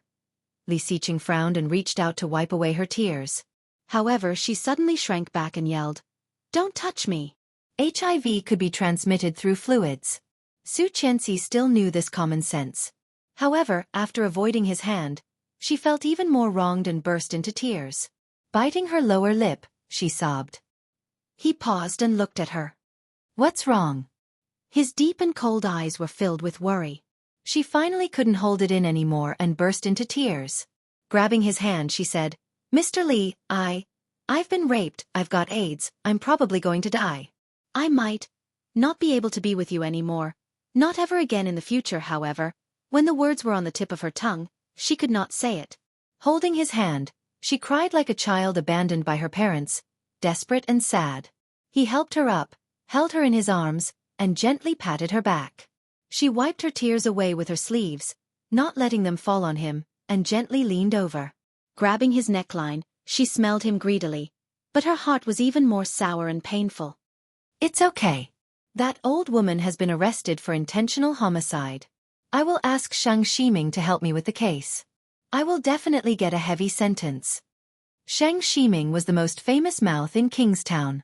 With him, even if Mrs. Tang had 3 heads and 6 arms, she would be sentenced to at least 10 or 20 years. "How did you find me?" Su Qianxi asked in between sobs. "I found you." Touching her head, his deep voice was soft and gentle. "Eat something. Grandpa just brought you porridge. He was going to stay with you, but I drove him away." She chuckled and patted him. "You are so naughty. If Grandpa knew you said that, he would definitely beat you up." He held her hand and tightened his arms around her. "Mrs. Li." "Yes. I thought I would never see you again." Li Xiqing's voice trembled, and his arms tightened. "Fortunately, you are fine. Fortunately." Chapter 392. Okay. He took 2 pillows and put them behind Su Qianxi to make her more comfortable. Then he went to get her some porridge. Su Qianxi hugged the quilt, and her eyes couldn't help but be filled with tears. Looking at him, she felt her heart wrench. Li Xiqing had never been so nice to anyone before. Even his grandpa had never been treated like this. He loved her. However, she couldn't afford it. "Li Xiqing." Su Qianxi bit the quilt and whispered. He did not look back and responded, "Yes." His voice rose, and there was the joy of surviving a disaster in his deep voice. Su Qianxi heard his joy and hugged the quilt even tighter, calling again, "Li Xiqing." "Yes." He looked back at her and found that she was already in tears, looking at him. Walking over with the hot porridge, he gently put it on the table and said gently, "It's okay. Don't cry." Then he reached out to wipe away her tears like before. Su Qianxi dodged and buried her head in the quilt. Her tears fell into the quilt. He thought she was scared after the event. But no, she was not afraid of that, not. "Good girl, eat some porridge." He reached out and gently lifted her face, scooped up a mouthful of porridge, and put it to her mouth. Su Qianxi opened her mouth and drank it gently. Her fever had just subsided a bit, but she did not have a good appetite. It took her more than 10 minutes to finish the bowl of porridge. Li Xiqing was not impatient at all. He gave her another bowl and forced her to eat it. She forced herself to eat the second bowl, but in the end, she really couldn't eat anymore, so he gave up and put it aside. I need to go to the bathroom. Okay. He picked up the down jacket he had brought for her and put it on for her. Then he lifted the quilt and carried her to the bathroom. This was a single VIP room with its own bathroom. After draining the water out of her body in the bathroom, she opened the door, and he picked her up and walked back. I haven't washed my hands yet. Don't get wet. There are wet towels. He carried her back, took out a pack of wet towels, and gave her one. Su Qianxi blushed and slowly wiped her hands. Dirty guy. Now you are the dirty one. Li Xiqing arched an eyebrow and didn't know whether to laugh or cry. How can you say that about me?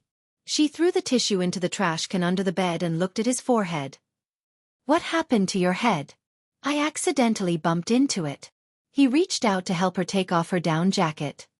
Lie down a little longer. Su Qianxi knew that he was trying to change the subject, so she pushed him and questioned, Can you pretend to be like this if you're not careful? I'm unlucky. I'm bleeding, so I can only wrap it up. His voice was calm, but there was a hint of helplessness in it. Okay, I'll just have to believe it. However, she still refused to take off her coat and said, Rong Haiyue saved me. Yes, I know. Where is he now? He was shot. I heard he lost a lot of blood and is in the intensive care unit. Yes, I went to see him. He's better than you. Chapter 393. After the wound was treated and the blood transfusion was done, there was no big problem. I want to see him. Take me there. It's not convenient. What's not convenient? Su Qianxi asked and then thought of something. She pouted and said, What? He is old enough to be my father. I won't have anything to do with him. Hearing that, Li Xiqing felt a little helpless. He reached out and pinched her nose, saying, In your eyes, am I this kind of person? Isn't it? I heard that his wife just arrived from the capital. He has been in Kingstown for half a month. They must have a lot to talk about. Oh. Su Qianxi nodded. Okay, take me to see him tomorrow. Okay. He agreed and reached out to take off her coat. Sleep a little longer. I'm not sleepy. Su Qianxi pushed his hand away. How long have you not slept? Look at your dark circles. Touching his face, she felt sorry for him. Come up and sleep for a while. I'm not sleepy. The bed is too small. It's not small. I'll sit for a while. No. She wanted him to sleep on the bed with her? How about you go back to sleep? No. Then I'll leave the hospital. Let's go back together. No, your fever hasn't completely gone down. You had a high fever. Su Qianxi flared up. Then what do you want?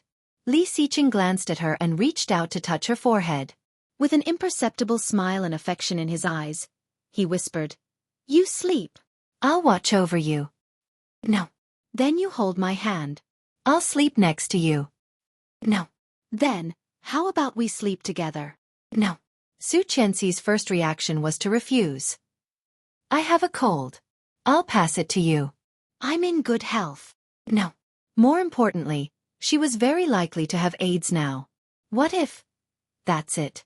You sleep, and I'll stay here. You. Su Qianxi was annoyed and hit him. Go back. I don't want you. He held her hand, his eyes darker, and his voice husky. If you don't want me, who do you want? You're disobedient. You're also disobedient. I haven't even said that I don't want you. Su Qianxi was speechless. Be good and sleep. Exasperated, she took off her coat and handed it to him. Li Xiqing got what he wanted and smiled. Hanging up her coat, he turned around and saw that she had moved to the side, leaving the seat next to her. Come up and sleep. Okay, Mrs. Li. He took off his coat and shoes, turned off the light and climbed in. The moment he came up, he pulled her into his arms, lowered his head, and was about to capture her lips. Su Qianxi's heart skipped a beat and immediately looked away. Missing the kiss, Li Xiqing kissed her chin. I'm sick. You can't kiss me. It's contagious. I'm in good health. I don't mind. I mind. She moved away and pushed his face away. Sleep well. Yes.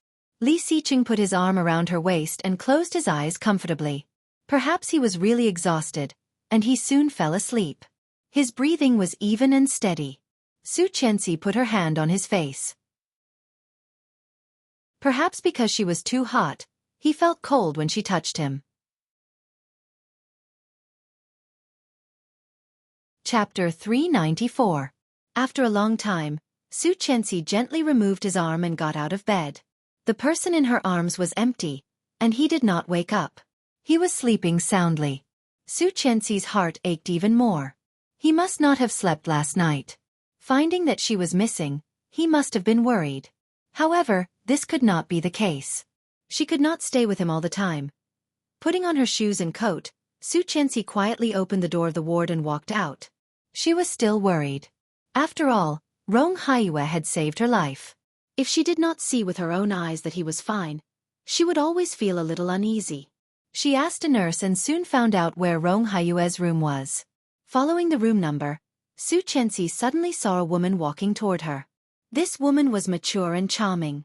She was wearing a long light green cheongsam and a dark green coat made of raccoon fur. Her long hair was combed into a charming bun. Her face was delicate and just right makeup, and her posture was straight and slender. She was a very special woman, and also a very charming woman. However, what caught Su Qianxi's attention was not her extraordinary temperament, but her face. She had seen that face before, and not just once. Rong Xian. That was Song Yifan's good days, the love of Shang Ximing's heart. Su Qianxi's impression of her only stopped at the old photo in Song Yifan's wallet, which was a vibrant girl with a flowery smile. She never thought that one day, she would actually see the real person. When seeing Su Qianxi, the woman was obviously also dazed and recognized who she was at a glance. Rong Xian's expression was a bit indifferent. She nodded slightly at Su Qianxi, but it was just a polite greeting. In a flash, she walked around Su Qianxi in high heels. At the moment when she passed by her, Su Qianxi's heart was instantly set off a storm. Rong Xian. It was not a question, but a confirmation. Rong Xian stopped and looked over. Su Qianxi thought that she would ask, "How do you know my name?" Or, "Do you know me?" At the very least he would ask, "Who are you?" However, to Su Qianxi's surprise, Rong Xian just glanced at her coldly. Her voice was cold and distant, without any warmth. She said, "Don't call me by that name. It's disgusting." After saying that, he turned around and left. Su Qianxi was dazed and looked at her back incredulously, watching her disappear at the corner of the corridor. Indifference. It was not the coldness of Li Xiqing, but an inexplicable malice. That kind of malice was like a sharp knife, cutting away the extravagant hope she had for her so-called mother. She was her mother. There was no doubt about it just by looking at his face. But why would she have evil intentions towards him? It was not until 10 seconds after Rong Xian left that Su Qianxi suddenly realized what she had done. She should have asked Su Qianxi why she abandoned Song Yifan, why she left alone, why she abandoned her daughter, why she married Li Xiqing, and why she became the illegitimate daughter of the Su family. Su Qianxi had a million questions in her heart, but because of that sentence, she forgot everything. Su Qianxi struggled to catch up, looking for Rong Xian in the crowd. Chapter 395. After searching for a while, Su Qianxi went back the way she came. She walked to Rong Haiyue's ward and knocked on the door. There was a quick response. "Come in." It was Rong Haiyue's voice. Su Qianxi walked in, and Rong Haiyue's eyes lit up. However, when he saw her, there was a trace of imperceptible disappointment in his eyes. He smiled and said, "It's you." It was this girl. He had almost mistaken her for someone else just now. Su Qianxi nodded and said sincerely, "Thank you for last night." "You're welcome. If it were someone else, I would have saved them as well." "So, it was not because you looked like her." Rong Haiyue said that to himself, but when he saw that face, his heart still ached. Su Qianxi walked over and glanced at his arm, which was obviously wrapped in gauze. She bowed deeply. I'm sorry that you got hurt. Rong Haiyue quickly helped her up and said, I said if it were someone else, I would have saved them as well. In a situation like last night, I don't think anyone would sit back and do nothing. What's more, I am a soldier. I know. It's good that you know. Soldiers are the embodiment of justice. As a soldier, if I did not even help when something like that happened, wouldn't it be too useless and a waste of my identity as a soldier? Rong Haiyue pretended to be proud, but after he said that, he suddenly realized that he had unconsciously used the way he usually coaxed his daughter. Su Qianxi wanted to laugh, but she couldn't help tearing up. Thank you so much. You child. He chuckled, but his fists hidden under the quilt were slightly clenched. She was so similar, exactly like Rong Xian when she was young. Frank, pure, kind and upright. What a good child, but why was she Song Yifan's daughter? Rong Haiyue was a bit disappointed. Looking at her, he pretended to ask casually, Did your father come to see you? He is in London. My husband probably did not tell him about it. Business trip? Performance. Oh, that's good. Mr. Song is a very good musician. Our neighbor's child especially admires him. Su Qianxi smiled, her eyes sparkling as she nodded. I also admire him very much. My father is the best. Yes. Rong Haiyue lowered his eyes to hide his loneliness. Mr. Rong, is it convenient for you to give me your contact information? Rong Haiyue was a little surprised, but he quickly agreed and turned to the table to flip through the paper. But there was no such thing. Rong Haiyue was a little embarrassed and said, You should tell me your number. I will call you. She told him Li Xiqing's number and quickly added, This is my husband's number. I don't know where my cell phone is. I will get a new card later. All right, can you tell me yours too? She then told him her number and looked at the time in the ward. It was almost 10 p.m. It's too late. I'll go back now. Good night, Mr. Rong. Good night. Rest early. She nodded gratefully and quickly walked out, closing the door behind her. Back in the ward, Li Xiqing sat on the edge of the bed with his phone in his hand, looking sleepy.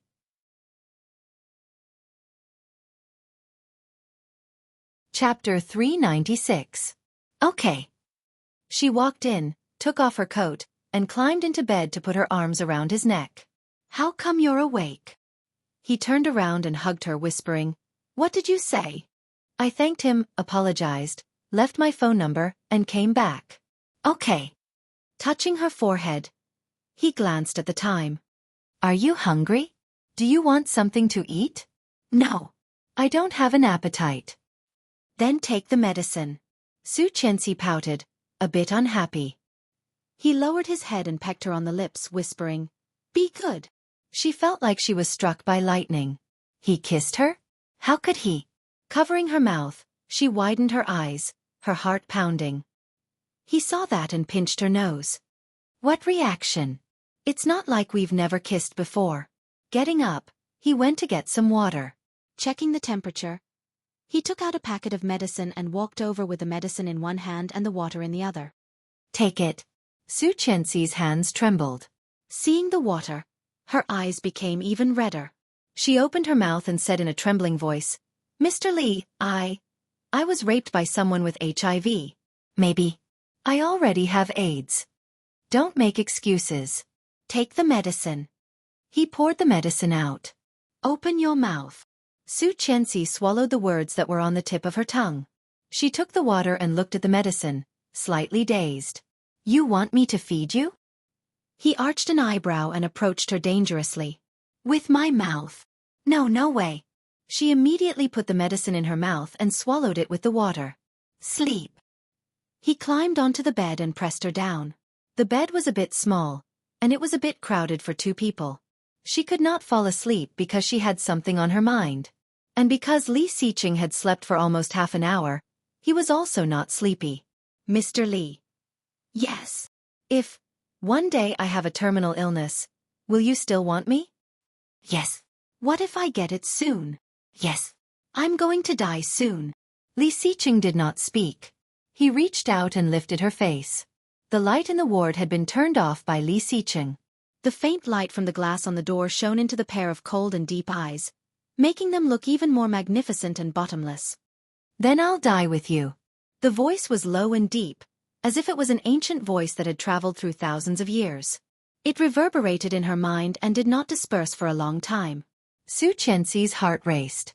Her tears fell uncontrollably. She immediately wiped her tears away, fearing that they would fall on him. Choking, she asked, "Why? We are husband and wife. Silly girl." He gazed at her with his deep eyes. "I only have you as my wife. Without you, what's the point of living?" Su Qianxi lowered her head, put her arms around his waist and cried, "Mr. Li, I'm telling the truth." "You think I'm lying?" Li Xiqing held her in his arms and pulled her head closer to him. At this distance, in this position, she could clearly feel the vibration of his vocal cords. "I'm very serious, Mrs. Li." Last night when he thought she was really killed, his heart was empty. The only thought in his mind was to be with her, together.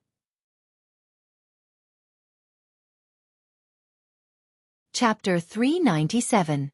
Fortunately, he did not jump. Fortunately, she was fine.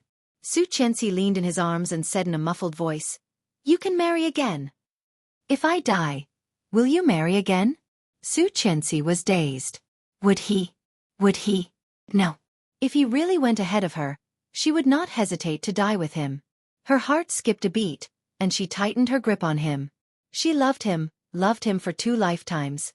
However, he never said that he loved her. It turned out that he had such feelings for her? Did he have such deep feelings for her? Su Qianxi hugged him, tears streaming down her face. She sniffed and deliberately said, "Of course you are dead. Why should I stay with you? It's disgusting to stay with a dead body." When she said this, her heart felt like it had been stung by thousands of bees, and the pain was beyond recognition. So when she died, go and marry another one. Don't be with her, don't stay with her, it's not worth it. But Li Xiqing's hand was clenched tightly, almost embedding her into his bones. He whispered, "I don't believe it." "You won't." "I will." "You won't." Although his voice was soft, it was extremely firm. Su Qianxi did not speak, grabbed his collar, and stared at the chest in front of her in the dark. Although she could not see anything. After a long while she said in a low voice, "Nothing is more important than yourself." "There is." His voice sounded above her head. "You are more important than myself." His voice was light, particularly beautiful in the quiet ward. Su Qianxi buried her head deeper, crying silently, and closed her eyes. However, his heart was unable to calm down for the entire night.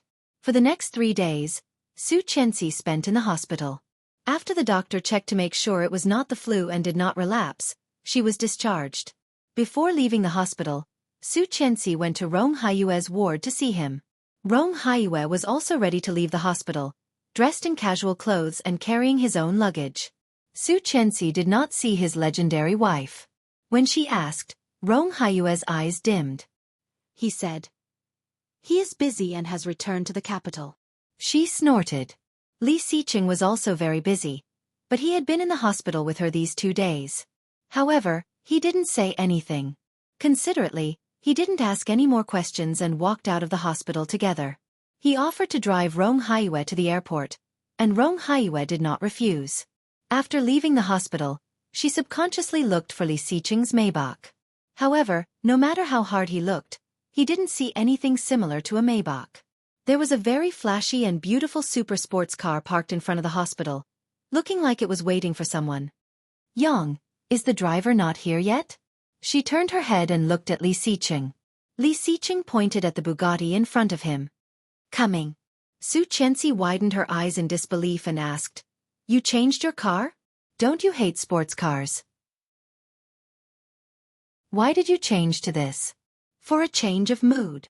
Yang got out of the car to open the door for them. Hearing what Li Xiqing said, he pouted inwardly. Stubborn. It was obvious that he had damaged the Maybach and changed it because it was too slow. He changed it to a supercar, and it was a modified 4-seater. He really did not understand the world of the rich.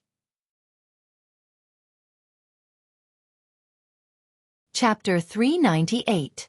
Because she was taking Rong Haiyue to the airport, Su Qianxi sat in the passenger seat.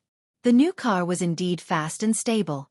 Just sitting there, Su Qianxi felt her blood was boiling. Neither of the two men in the back seat was talkative. They were both looking out of the window, and the atmosphere seemed a bit awkward. On the airport highway, Su Qianxi finally couldn't help but ask, "Mr. Rong, do you and your wife have children?" "Yes, I have a daughter, the same age as you, named Anna." Anna? Su Qianxi looked at him. "Rong Anna? You know her? Bo Zhao's fiancée?" Yes. Rong Haiyue was a bit surprised. You know them? "Yes, I saw her once at a music conference last time. She is a very beautiful girl." Thank you. "If she hears you, she will be so happy." Su Qianxi smiled and looked out of the window.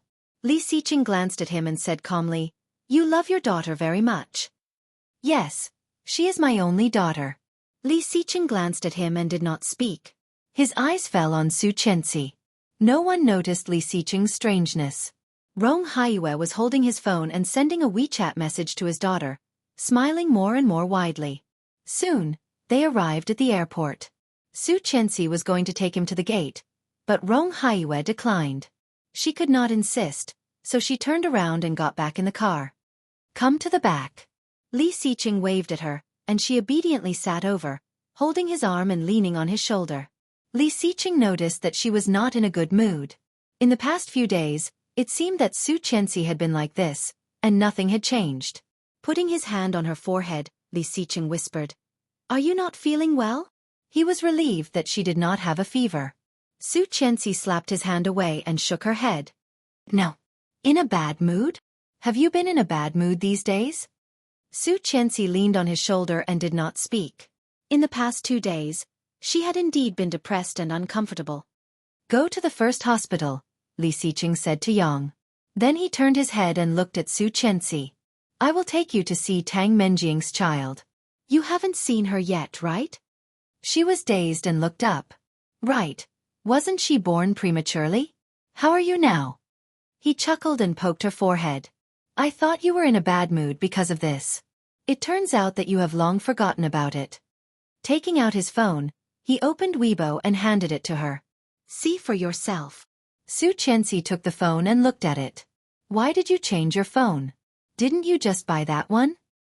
"It's broken." "Oh." Su Qianxi did not care and refreshed her Weibo. The first trending topic was that the Tang family had gone bankrupt. Mrs. Tang was imprisoned for attempted murder, and Tang Zhenghao was overwhelmed with donations and absconded. Scrolling down, it was Tang Menjing's message. "Breaking news. Tang family's eldest daughter's Australian affair video exposed. It's over." Whose child is the Tang family's eldest daughter's unborn child? Paternity test shows Miss Tang's child has nothing to do with the Li family. Is it a coincidence or a mistake? Mistress Tang's child turns out to be mixed blood. Su Qianxi scrolled down one by one and clicked on the last one. The picture was of a little baby lying in an incubator. His skin was extremely white, and a handful of blonde hair was stuck to his scalp, looking not far away. Chapter 399. Su Qianxi exclaimed, "Foreigner? Mixed race?" "Yes." He glanced at it, reached out, and clicked a few times on the phone, pulling up the video that Rong Rue had once hacked. This is the video that Rong Rue provided to Luo Zhan. "Ah, there is such a video. Why didn't you take it out before?" "He refused to take it out before, and I couldn't do anything about it." "Then why did he take it out now?" "You need to ask Chengyu this question." Su Qianxi saw his meaningful expression and blinked. "Chengyu and Rong Rue are together?" "Yes." Li Xiqing suddenly became speechless. Glancing at her, he reached out and knocked her on the head. "What do you mean, together?" Su Qianxi covered her head and shrank back. "It means they are together." "No." Li Xiqing's eyes suddenly became deeper. "Chengyu can't control him." "She can," Su Qianxi said, thinking of Rong Rue's obedience to Chengyu in her previous lifetime. "She has a way to control him." Li Xiqing curled his lips and did not speak. For a person like Rong Rue, unless he was willing, no one could force him. He knew very well what kind of person Chengyu was. She could not control this guy. However, it was not good to refute his wife's words, so he simply shut up. At the Kingstown First Hospital, Li Xiqing took her to the place where the baby was. In the incubators, there were babies lying. The nurse pointed them out, and Su Qianxi looked at one of them on the edge. The white baby looked only the size of a cat, with wrinkled skin. At this moment, its swollen eyes were open, revealing its blue pupils, looking clear and clean. Su Qianxi leaned against the glass and looked into it, a bit dazed. Mixed race. Su Qianxi suddenly said, "Who is the father of the child?" I don't know. He put an arm around her shoulder. "It's just a one-night stand. There are so many Australians, and it is impossible to find them one by one. Besides, he would not look for them. So poor." Su Qianxi looked at the baby inside. The child is innocent. The Tang family is already like this. Tang Menjing will certainly not want him. He has no father, and he is premature. Yes, I've checked. This child's lungs aren't very good, and there's also a problem with his breathing tube." Li Xiqing looked at her. "I will give him the best treatment. When he is well, he will be sent to the welfare home. Send them to the orphanage." Su Qianxi looked up and found it hard to believe. Such a small child is going to be sent to an orphanage? Yes, this will increase the chances of him being adopted. Li Xiqing looked at her, his eyes darkening. "Do you want to raise him yourself?" She was speechless. Facing his dark eyes, her voice became smaller and smaller. No. She could not even take care of herself. Why should Li Xiqing take care of this child? The world is unfair. It is the child's misfortune to have a mother like Tang Menjing, but he has no choice. Li Xiqing rubbed her hair and whispered, "Don't think too much. If we really raise this child, maybe he will hate us when he grows up. It's not good to work hard." "Okay," she said. "I want to see Tang Menjing." Chapter 400. Li Xiqing took Su Qianxi to Tang Menjing's ward. Tang Menjing was getting in 4 drip, lying on the bed, staring at the ceiling blankly. Seeming to have sensed someone coming in, Tang Menjing's hollow eyes lit up a little, but they were also unfocused. Looking sideways, Tang Menjing saw the two of them, and her hollow eyes burst with undisguised hatred. Tang Menjing suddenly got up, pulled out the needle, and pounced at Su Qianxi. "Ah, you bitch." The sharp voice penetrated outside. Su Qianxi was startled and subconsciously stepped back. Li Xiqing pulled Su Qianxi away and looked at Tang Menjing coldly. He reached out to stop her from hitting him and immediately pushed her away, showing no mercy at all. Tang Menjing covered her stomach and got up from the ground, looking at Li Xiqing with hatred. "Li Xiqing, Li Xiqing. Ha ha ha ha, you are finally here." Then she pounced at him, her voice hoarse with hysterical hatred. "Didn't you say you didn't dare? Didn't you dare?" Li Xiqing was quick to react and carried her out. He reached out and closed the door of the ward, holding it firmly and not loosening his grip. "Ah! Open the door, Li Xiqing, you coward bastard." Tang Menjing pulled the door handle hard, but no matter how hard she tried, the door would not budge. She stopped pulling and leaned against the glass door, staring at Li Xiqing and roaring, "Come on, kill me! Li Xiqing, you coward, coward!" Li Xiqing's eyes were wide open, and he was about to explode. As she roared, she kept slapping the frosted glass door with her hands, leaving bloody handprints on it. Su Qianxi was scared, curled up in Li Xiqing's arms, looking at the door in shock. There were bloody handprints on the glass door one after another. Frightened, Su Qianxi buried her head in Li Xiqing's arms, grabbed his clothes and said, "Call the doctor, call the doctor." Tang Menjing had a cesarean section. Under the violent movement, the wound split open and bled, and the situation was not optimistic. Su Qianxi watched her being sedated and pushed into the operating room, a bit dazed.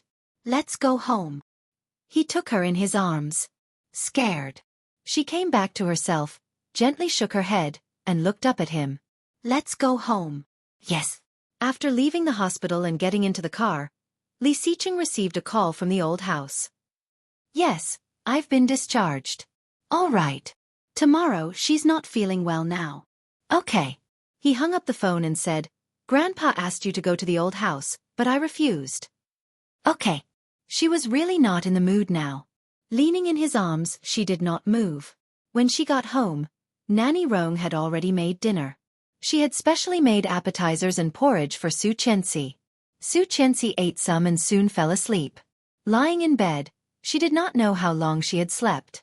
When she woke up, it was already midnight. Li Xiqing was not there. She checked the time, and it was past 11 p.m.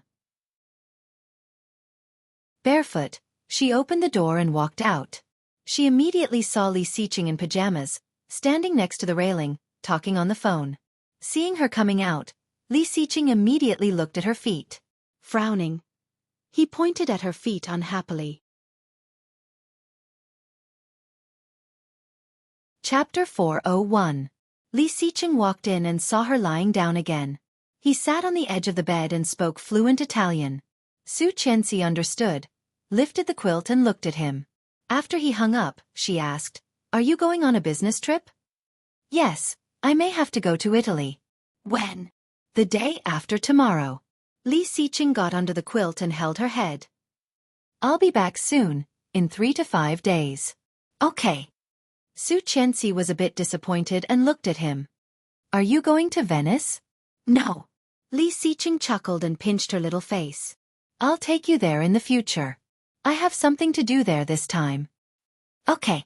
Go to sleep." Li Xiqing held her and kissed her forehead. "We'll go to Grandpa's tomorrow." "Yeah." Su Qianxi grabbed his shirt on the side of his waist and looked down. Venice, Italy, the romantic capital of water. She wanted to go, always wanted to go. But it was good that he was going on a business trip. She had always wanted to do something but did not dare to do it. If he went to Italy, she could check it out. What if?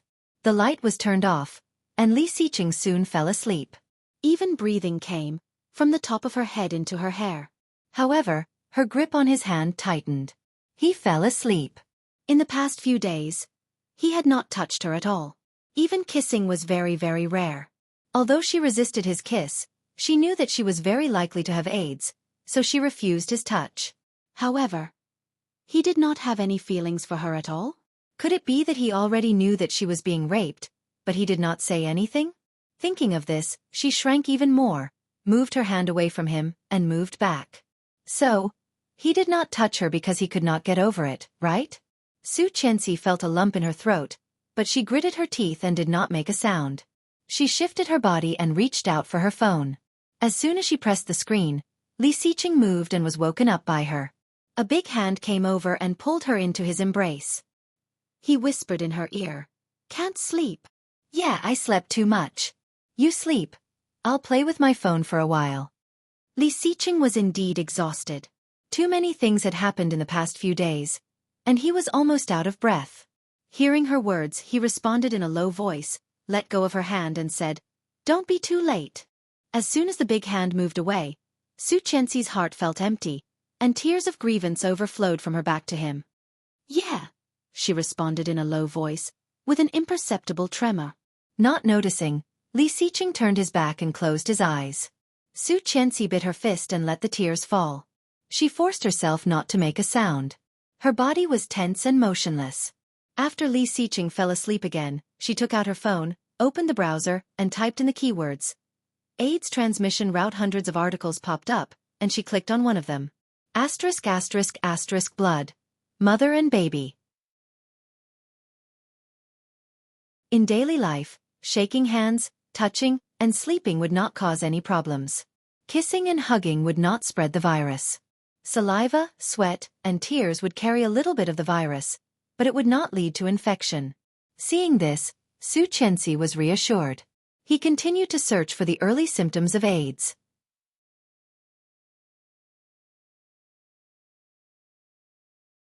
Chapter 402. Some people had the same symptoms as the early stage of AIDS, but it was not necessarily AIDS. AIDS must be tested. Behind her, Li Xiqing woke up again. Startled, Su Qianxi exited the browser and immediately deleted her browsing history. She put the phone aside. He turned around and looked at her. In the dark, he looked even more mysterious. Su Qianxi saw it and asked in a low voice, "What's wrong?" Li Xiqing did not answer. He leaned over, put his leg on her, and closed his eyes comfortably. Being hugged, Su Qianxi also nestled in his arms, staring at his chest motionlessly. She stayed awake for most of the night and did not fall asleep until after midnight. When she woke up, Li Xiqing was already gone. After washing up, she walked out and found that he had been working in the study early in the morning. He was so busy that he could fly. Su Qianxi did not want to disturb him and went downstairs for breakfast. There was a parking space on campus, but it would be too eye-catching to drive to school. Su Qianxi took a taxi and went to school. It was the end of the semester, and her studies were very busy. Su Qianxi had asked for a few days off because of her illness and missed many classes. After a day of classes, Su Qianxi was still studying in the library. Her phone rang. It was Li Xiqing. Still in class? Yes, I'm studying. I promised Grandpa that I would take you there today. Su Qianxi had completely forgotten about it. Now that he reminded her, she suddenly felt like she had just woken up from a dream. She nodded, packed up her books, and rushed out with her backpack. At the school gate, she immediately saw the Bugatti surrounded by a lot of people. Seeing Su Qianxi walking toward the car, many people knew who it was. It's Mr. Li. Wow, a rich guy is so different. He changed his Maybach to this car. Wow, when can I afford it? This car costs more than 20 million. Su Qianxi blushed, opened the passenger door, and got in. Li Xiqing took her backpack, which was heavy. Are you done? She asked. Yeah. Li Xiqing started the car and drove toward the old house. On the day of Grandpa's birthday party, O Ming sent out the peach. He said you made it yourself. She looked at him and asked, how did Grandpa react? I'm very surprised. I've finished all of them. She couldn't help chuckling. Really? Can Grandpa finish such a big longevity peach by himself? Really? Li Xiqing couldn't help but curl his lips. O Ming said that he had never seen an old man who could eat so much. Su Qianxi laughed. Thinking of Grandpa's kind face, her heart was slightly warm. In this world, before Li Xiqing, Grandpa was the only person who treated her well. He glanced at her in the rearview mirror and found that although she was smiling, she did not seem to be in a good mood. Or rather, it had been like this for the past few days. She looked normal, but one could see that she was troubled. Mrs. Li. I'm your husband. If you have any unhappy things, you can tell me. Don't keep it to yourself. It's not good for your health. Okay. Don't you have anything to say to me? Su Qianxi was dazed and looked at him. He had lost weight recently.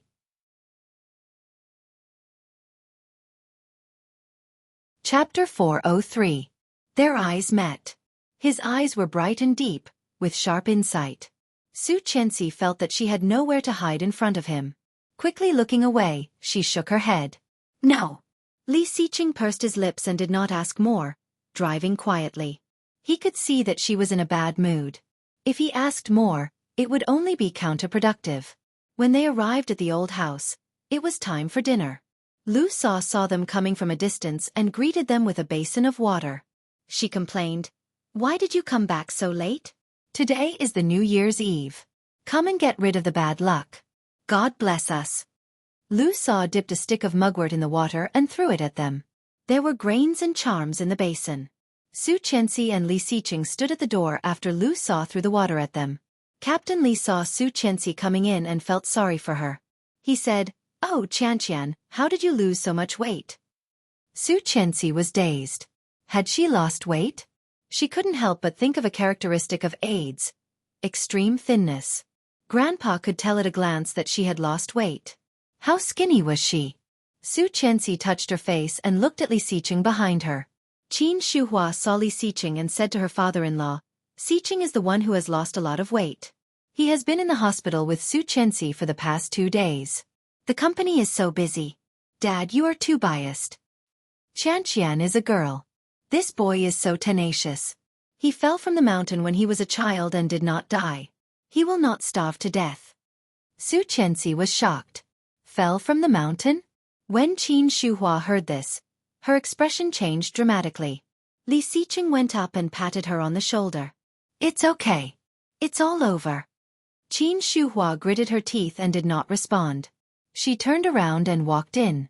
Seeing Qin Shuhua like this, Li Xiqing looked at Captain Li with some blame. Grandpa knew he had said something wrong and shut up.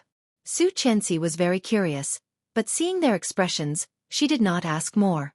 She would ask him at night. After chatting with Grandpa for a while, the family went to the table. Li Beixing and Li Jinnan didn't go home. Lu Sa had prepared a table full of delicious food, but not many people were eating. Qin Shuhua picked food for Li Xiao, Captain Li, and Li Xicheng.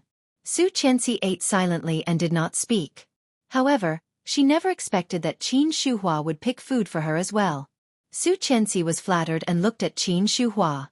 Qin Shuhua looked a bit embarrassed, but when she saw Li Zhao's eyes, she still said, "Qianxi, I used to be obsessed and thought Tang Menjing was good. Now I know what kind of person Tang Menjing is. I have been fooled for a long time. It must have been hard on you. I thought Tang Menjing's child was really Xicheng's. After all, it was a paternity test. I didn't know she could fake something like that. It was my fault. Qianxi, forgive me, okay?" Su Qianxi was a bit scared and looked at Li Xicheng helplessly. He looked at her, his eyes deep. "Mom is talking to you." Su Qianxi suddenly came to herself and whispered, "Mom, I never blamed you."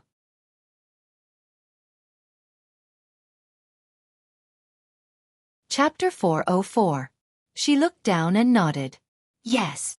After dinner, Captain Li took out the couplets he had written early in the morning, as well as the window decorations that Lu Sa and Qin Shuhua had cut in the past few days.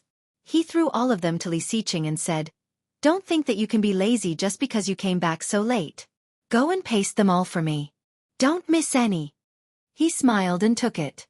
Su Qianxi went forward to take some curtains and went to help with the glue. Su Qianxi felt it was a bit difficult to stick them in each room. She felt that her body was getting worse. If it was in the past, she definitely wouldn't be so tired. By the time he was done, 2 hours had already passed. Grandpa asked them to stay at the old house, and Su Qianxi had no objection. However, Li Xicheng had something to deal with and left in a hurry. She was lying in the room alone, staring at the ceiling. It was a silent night. Li Xicheng was scheduled to fly in the afternoon, but he went to Italy in the morning. After the Lunar New Year, Su Qianxi joined the exam team. After the exam, she felt even more exhausted. A few days later, Su Qianxi came to a small hospital far away from them, which had a very good reputation online. Not daring to drive, she took a taxi. Wearing sunglasses and a hat, she checked herself into the infectious disease department, drew her blood, and sat quietly outside. "Dr. Liu, are you sure it is? Did my son really get AIDS?" A woman's voice trembled.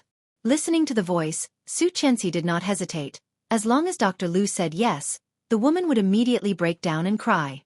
Dr. Liu's voice was very low, and Su Qianxi could not hear what he said, but the woman immediately cried, "Damn it, my son is still so young. What should I do?" Soon the woman walked out weeping in despair. She was even more nervous. When it was her turn, she walked in and sat in front of the doctor. The name on the card was Lu Quan, which somehow made Su Qianxi feel familiar. Looking up, she saw a very young man wearing a pair of gold-rimmed glasses.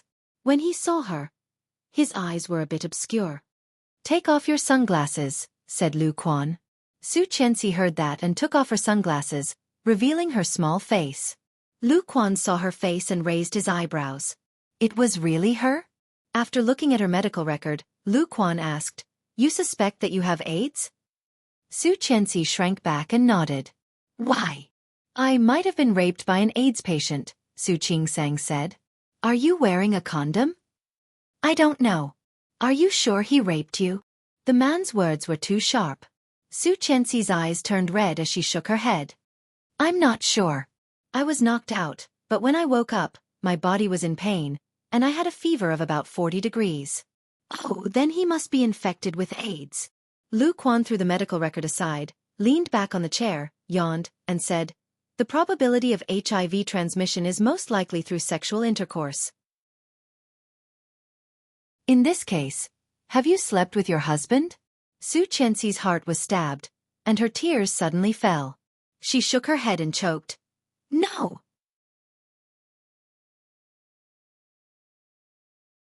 Chapter 405. However, she quickly thought of what she had read online and asked, "Didn't they say it would take 6 weeks to get the results?" There was a trace of regret in Lu Quan's eyes, but when he saw her tears, he felt a sense of satisfaction. However, he quickly put on a sympathetic expression. It's probably still in the incubation period, so it's not shown on the report. But you're already in this situation, so you'll definitely be infected. You should go back and prepare. She couldn't help crying. What should I do? I don't want to die yet. There's nothing you can do if you don't want to die. Who told you to do it with someone? Lu Quan shrugged helplessly. All right, don't cry. I advise you to go back now and confess to your husband. Let's see how we can resolve this. How dare she? How dare she? Tell him that she had been raped and that she might even have AIDS? Or could it be that he already knew? She stood up and walked out, and Lu Quan couldn't help laughing. Picking up his cell phone, he called his sister Lu Anan. She quickly picked up. Hello. Hey, Anan, I helped you get revenge. How are you going to thank me? When Su Chenxi got home, she did not even eat and just hid in her room crying. Nanny Rong was terrified, but Su Chenxi would not open the door no matter how hard she knocked. After crying for a long time, Su Chenxi fell asleep. When she was half asleep, she felt someone was taking off her clothes. Su Chenxi suddenly woke up and grabbed the hand. Startled by her sudden movement, he quickly helped her up and took off her coat. I heard from Nanny Rong that you haven't eaten yet? His voice was low and deep, sounding tired. It was not hard to tell that he had come back in a hurry. It was the 4th day of his business trip. Su Chenxi pursed her lips and burst into tears again. He wiped her tears away and said helplessly, Why are you crying? She wiped her tears on her sleeves and threw herself into his arms, sobbing. Li Xiqing let her cry, reached out to touch her hair, pulled her up, held her face and bent down to look at her. What's wrong? Did you suffer outside? She shook her head and gritted her teeth, crying so hard that her nose was running. Li Xiqing chuckled and took 2 tissues from the bed to wipe away her snot. You look so ugly. I can't bear to look at you. She blushed and looked away, wiping away her tears and snot before saying, Mr. Li, He took off his jacket, threw it on the sofa, leaned toward her and looked at her. What do you want to say? Su Chenxi's eyes became red again. Li Xiqing sighed, hugged her and said, It's too cold outside. It's more comfortable to hug my wife. Su Chenxi blinked, and his lips were already on hers. The kiss went from shallow to deep. Su Chenxi's heart pounded, and she hugged him. He hugged her and pushed her onto the bed. Lifting her sweater with his big hand, he reached under her clothes, breathing faster and faster. She suddenly thought of something, raised her head and shouted, No!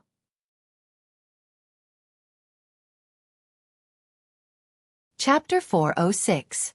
Su Chenxi's clothes were taken off very quickly. Blushing, she still gritted her teeth and refused. No. Why? He stopped and looked at her.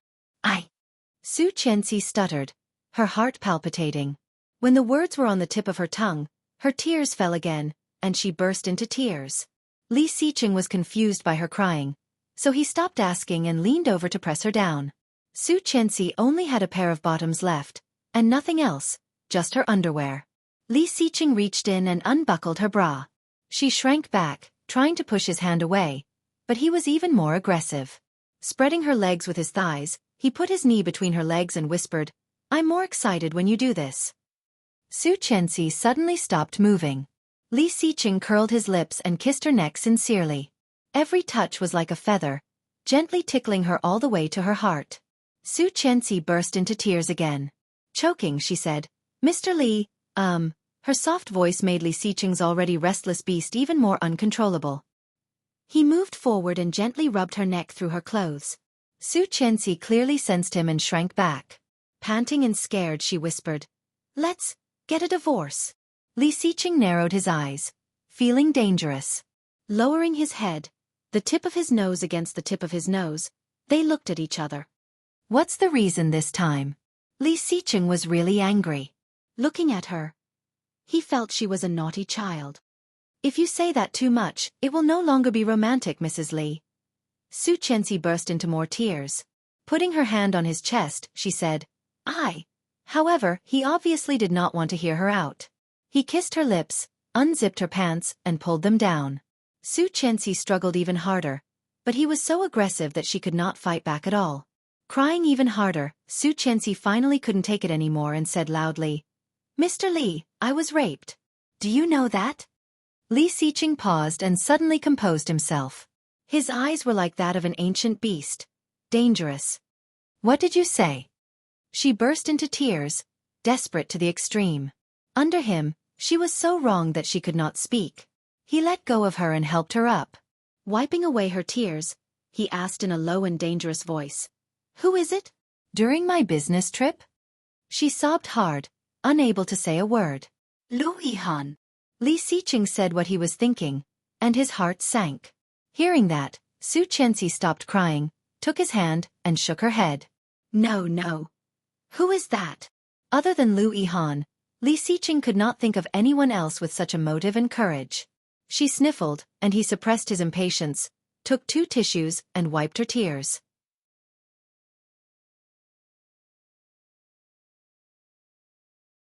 Chapter 407. Li Xiqing looked at her and suddenly laughed. He asked in a deep voice, "Which hospital are you from?" Su Chenxi shuddered and stopped crying. "You went to the mental hospital, right?" Gritting his teeth, Li Xiqing poked her head with his finger. "How can you be so stupid? What's in your head? Was your brain filled with water when you were a child?" She felt wronged and cried even harder. She slapped him on the shoulder and yelled, "You are stupid! You are the one with water in your head." He felt angry and amused. He grabbed her hand and pushed her down again. Ignoring the tears and snot on her face, he lowered his head and kissed her hard. The unexpected kiss made Su Chenxi struggle even more. Angrily, she patted his back. She had said she had AIDS.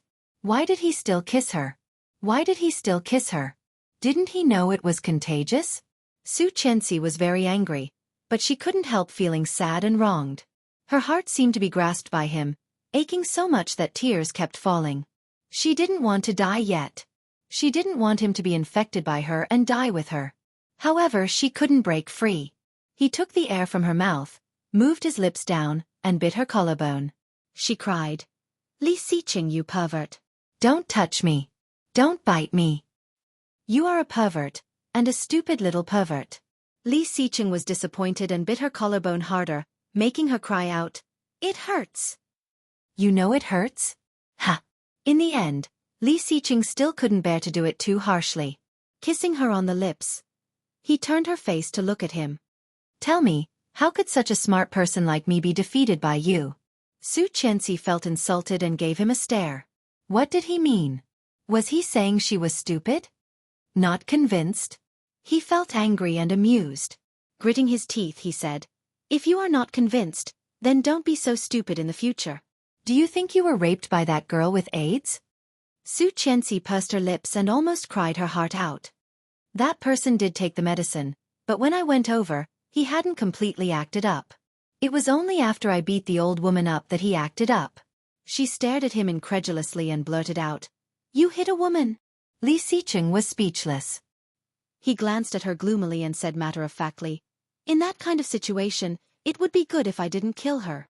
And then the medicine took effect on the monkey. I gave the old woman to him. Su Chenxi's eyes widened. She wanted to say something, but her voice was drowned out by a sob. He wanted to teach her a lesson, but seeing her crying like this, he suddenly felt reluctant. Annoyed, he got up and took a few tissues to wipe her tears. Annoyed and depressed, he said, "Do you know how pigs die?" Su Chenxi reached out and pushed him hard, angry. Li Xiqing leaned down again and whispered, "Are you angry?" Su Chenxi looked away and tried to recall in her mind. Li Xiqing chuckled. "Don't you know if you've ever been touched by anyone?"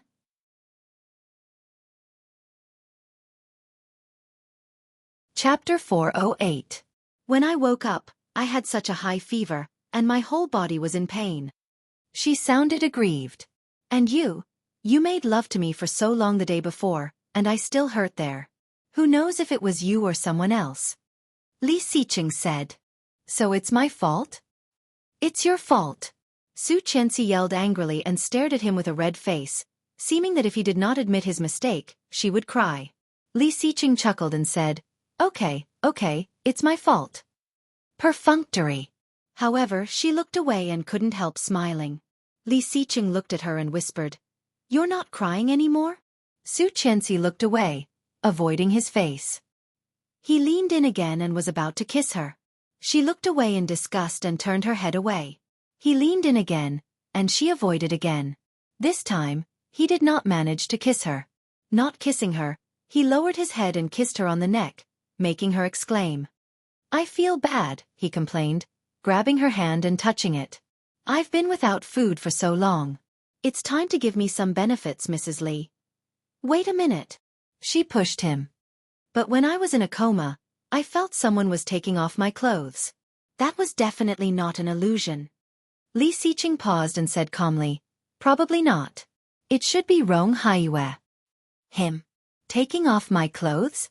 Yes, he picked you up from the water and took off your sweater and coat. He was injured at that time. Although he was not very happy, taking off the sweater and coat did save a lot of energy. Oh. She understood. He saved me. I know. She shivered sensitively. He kissed her and said in a low voice, When the new year, we will go to the capital to visit and thank him. Okay. Don't touch there. What about here? He pulled down her pants and took off her clothes. He couldn't wait to get rid of the restraints on his body. Su Qianxi felt a bit cold because of the wind caused by his movements. She reached for the quilt and covered him with it. Su Qianxi flinched and thought of something. She asked, Where is Tang Mengqing? Tang Zhenghao fled with the money, Mrs. Tang was in jail, and Tang Menjing was behaving like that. Where was Tang Mengqing? She lives at my uncle's house. He leaned against her. She is good friends with Wei Ya. Oh. You still have the mood to think about others? He folded her legs and rubbed them gently. She still found it hard to believe. Pushing him, she asked, Are you sure what you said is true? I wasn't. Li Xiqing was speechless. Taking her hand away, he bent over and whispered, Now I do. Su Qianxi groaned and looked annoyed when she heard that. Pushing him away, she said, You bad guy. Don't you like it, huh? Li Xiqing's voice rose slightly. No.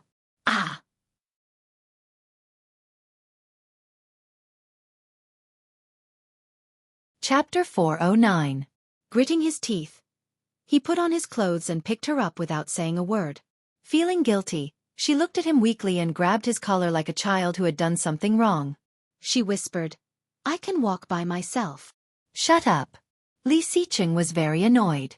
He carried her downstairs, took his car keys and wallet, and walked her to his car. Su Qianxi did not say anything. She heard that a man with an insatiable appetite was the worst. Although he felt wronged, he was still rational. Gently putting her in the passenger seat, he went to the driver's seat and sat down. However, he was not in a hurry to start the car. He took out a pack of cigarettes, lit one, and took a long drag before he started the car. Feeling better, Su Qianxi looked at the night view outside the window and felt a bit dazed. It seemed like a long time since she came back to life. She felt like she was dreaming. Su Qianxi looked out the window for a long time before looking at him.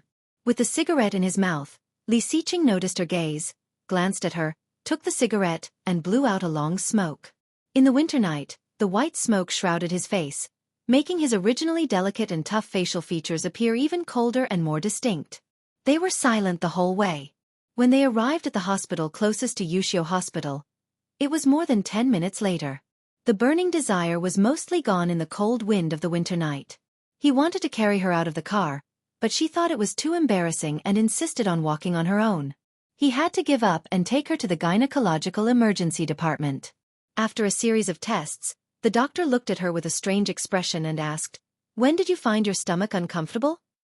Su Qianxi blushed and told the truth. The doctor pushed up his glasses and asked, When was your last period? More than 20 days ago. Is your period usually accurate? Yes, it's either a day earlier or a day later. Okay. The doctor nodded and said a name that Su Qianxi did not understand to a nurse not far away. Soon, the nurse left. When the doctor came back, he handed a box to Su Qianxi. Go and try it. Seeing the name on it, Su Qianxi was dumbfounded. Pregnancy test? She went to the bathroom and used it according to the nurse's instructions. Looking at the 2 red lines, she was a bit dazed and took out 2 more. There were a total of 3 test papers, 2 positive and 1 weak positive. She didn't know how she got out of the bathroom. Seeing him walking over, she blinked and called, "Honey." Li Xiqing looked at her. Yes. He smelled like tobacco. Obviously, he had smoked again. Hearing his response, she suddenly screamed and threw herself at him, wrapping her arms around his neck. Honey, honey, honey. Li Xiqing's first reaction was to hold her in his arms. Lowering his head, he asked in a low voice, "What's wrong?" She hugged him tightly and then suddenly let go of him. Holding his hand excitedly, she said with a serious face, "I have something very important to tell you." Li Xiqing raised an eyebrow and looked at her hand. She hid it behind her and pretended to be unhappy. What happened? He reached out and was about to grab her hand. She dodged and said, "Don't move. Stand there." Okay. He stopped moving and looked at her. She took out a pregnancy test, waved it in front of him and asked, "Do you know what this is?"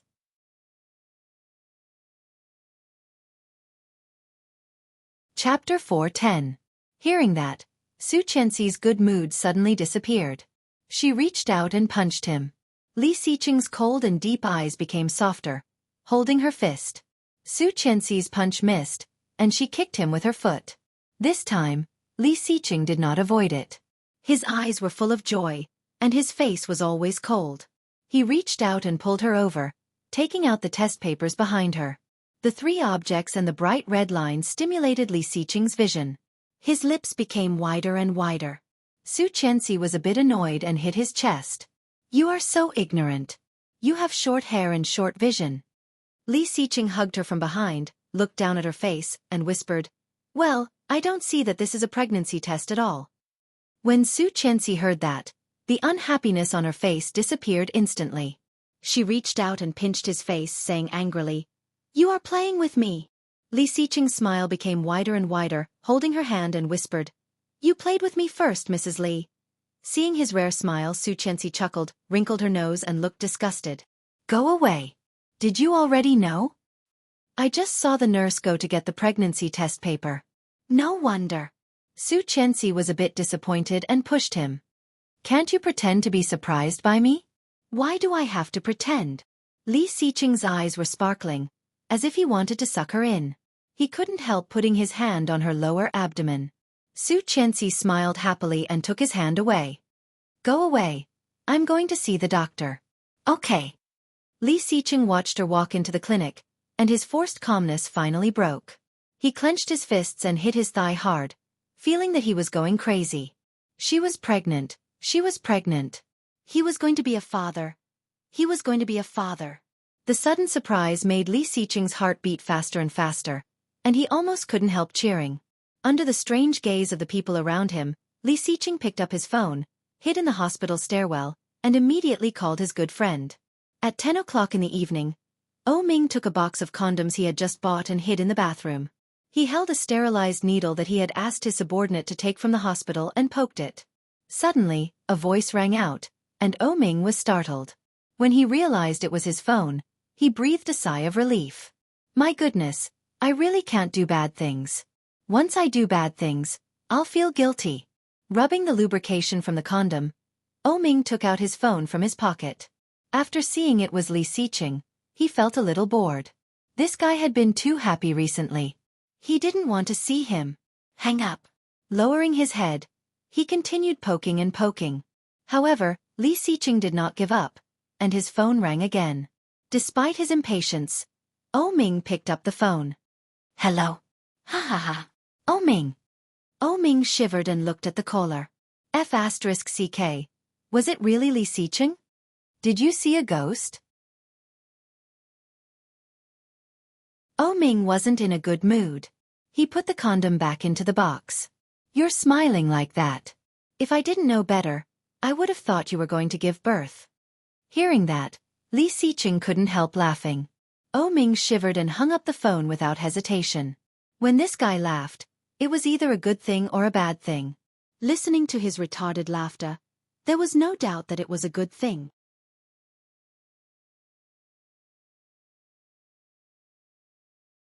Chapter 4:11. If it was something bad, he would definitely be very interested. The phone rang for the third time, and Ming directly hung up. After dealing with the evidence, he slowly put the condoms in his pocket. After finding that Lily was still sleeping, he secretly put them where he usually put them. Very quietly, very quietly. The familiar voice woke Lily up from her sleep. Seeing Lily's astonished look, he pretended to be indifferent, closed the drawer, stood up, and said indifferently, "Replenish the national treasury. It's used up." Lily's eyes were filled with shock. Lily didn't know what to say. Lily gave him a big look. "You want to do it again? How can I not kill you?" Ming heard that and directly rushed over, smiling wickedly. "Are you willing to do it? F*ck off." Lily did not give him any face and directly lifted her foot to kick him away. "Answer the phone. It's so noisy." Being kicked away, Ming breathed a sigh of relief. It seems that this woman did not suspect anything. I was scared to death. Picking up the phone, Ming was impatient. "I say, Lao Air, don't be crazy in the middle of the night. It will affect the city." "My wife is pregnant." Ming was speechless. 100,000 critical hits. "My wife is pregnant. My wife is pregnant. My wife is pregnant." Ming was speechless. "Did you hear that? My wife is pregnant." "Oh, haha. Idiot." Ming did not want to listen and directly hung up. Lily saw his sneer and asked curiously, "Why is Li Xiqing looking for you?" "He said that his wife is pregnant." Lily heard that and asked, "Isn't that a good thing? Why are you scolding him?" "I don't have a wife. I don't even have a pregnant one." Ming's face was full of resentment. He directly rushed over and kissed Lily.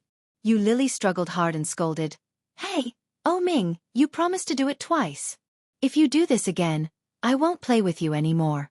I'm telling you." Ming was honest. He got up, pressed her down, turned her over, and let her lie down. "Go to sleep. Don't touch me. F*ck. You even kissed her. Go away, go away, go away." "Ah, the one with the surname O." Su Qianxi had not eaten at night, and her stomach was growling. Suddenly craving seafood porridge, Li Xiqing drove around for a long time before he found a chain congee restaurant. It was supper time, so she ordered a lot of barbecue, porridge, and various cold dishes. Sitting there, Li Xiqing secretly curled his lips and scrolled through his contacts. He had already called all the people he could think of. As long as they had a good relationship with each other, they would brag about it. Especially when he called the old house, Li Xiqing was smiling like a fool. Su Qianxi looked at him and smiled. Qin Shuhua was overjoyed. She asked Su Qianxi to answer the phone and gave her a lot of instructions. Grandpa warned Li Xiqing, "Young man, there is a knife in your head." Su Qianxi blushed when she heard it in the car with the speaker on. Li Xiqing scrolled through the contacts, looked at the time, and said, "Luo Zhan lives nearby. Ask him to come down." Then he called Luo Zhan. Su Qianxi seemed to remember that Lu Yihan's house was not far from here. As a nerd, Luo Zhan was certainly doing what a nerd should do at this time. Hearing the phone ring, his hand suddenly trembled. "Oh no, dash."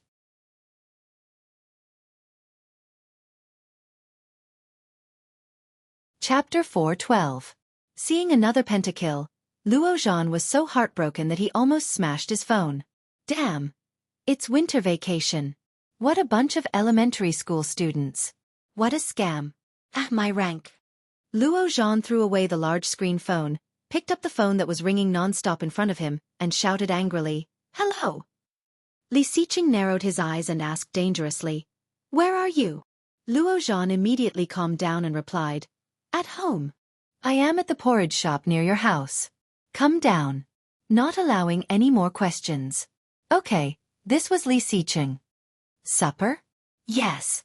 Okay, I'll be right there. Luo Zhan threw the phone away, quickly picked up a coat, and went out. Li Xiqing hung up and found that Su Qianxi was also on the phone. The call seemed to have been connected. "Hello, Yihan? Lu Yihan?" Li Xiqing was a little unhappy, pursing his red lips and looking at her with a pair of deep eyes. Su Qianxi blinked and continued, "Where are you?" Lu Yihan was running at night, answering the phone while running slowly, slightly panting. "I am running outside. What's wrong?" "I am at the XX park near your house. Come over if you have time. I have something to tell you." "Okay." Lu Yihan looked around. "Give me 10 minutes. Okay, I am in room 88. Okay, see you later." Lu Yihan hung up the phone and started running again, but this time, he was much faster than before. At the door of the porridge shop that Su Qianxi mentioned, Lu Yihan stopped, calmed his breath, and walked in. However, when he entered, a huge force hit him from behind. Lu Yihan was caught off guard and almost fell. Turning his head, he saw a man in a gray coat with a hood over his head. His hair was a bit messy under the hood. He apologized to Lu Yihan. I'm sorry. Lu Yihan looked over and found that this person was a bit familiar. His expression became strange. "It's you?" Luo Zhan took a closer look and recognized Lu Yihan. Today, Lu Yihan was wearing a set of dark blue sports clothes and the latest dark blue Jordan shoes. He looked quite sunny. "I didn't mean to." Luo Zhan quickly waved his hand. "It's so late. Why are you here? Not on purpose?" If someone else had said this, he might have believed it. But this guy. From the first time Lu Yihan saw him, he felt very uncomfortable. She turned around and decided to ignore him. She asked the attendant, "Where's room 88? "This way, please." The waiter led Lu Yihan to the end of the corridor. However, Luo Zhan also immediately followed, curling up into a ball. Lu Yihan felt a little disgusted. He stopped and said impatiently, "Why are you following me?" "What do you mean I'm following you? I'm also going to room 88. Why don't you say you're following me? This is ridiculous." Luo Zhan sneered and squeezed past him. He pushed the door open and shouted, "Brother, why are you looking for me so late at night?" Li Xiqing was peeling the shrimp shell for Su Qianxi. His movements were slow and elegant. Seeing Luo Zhan coming in, followed by Lu Yihan, Li Xiqing chuckled. "When did you two start dating?" You're tuning in to the Xiaofan's Wuxia Tales YouTube channel. Don't forget to subscribe and join us on this journey to catch the most captivating stories.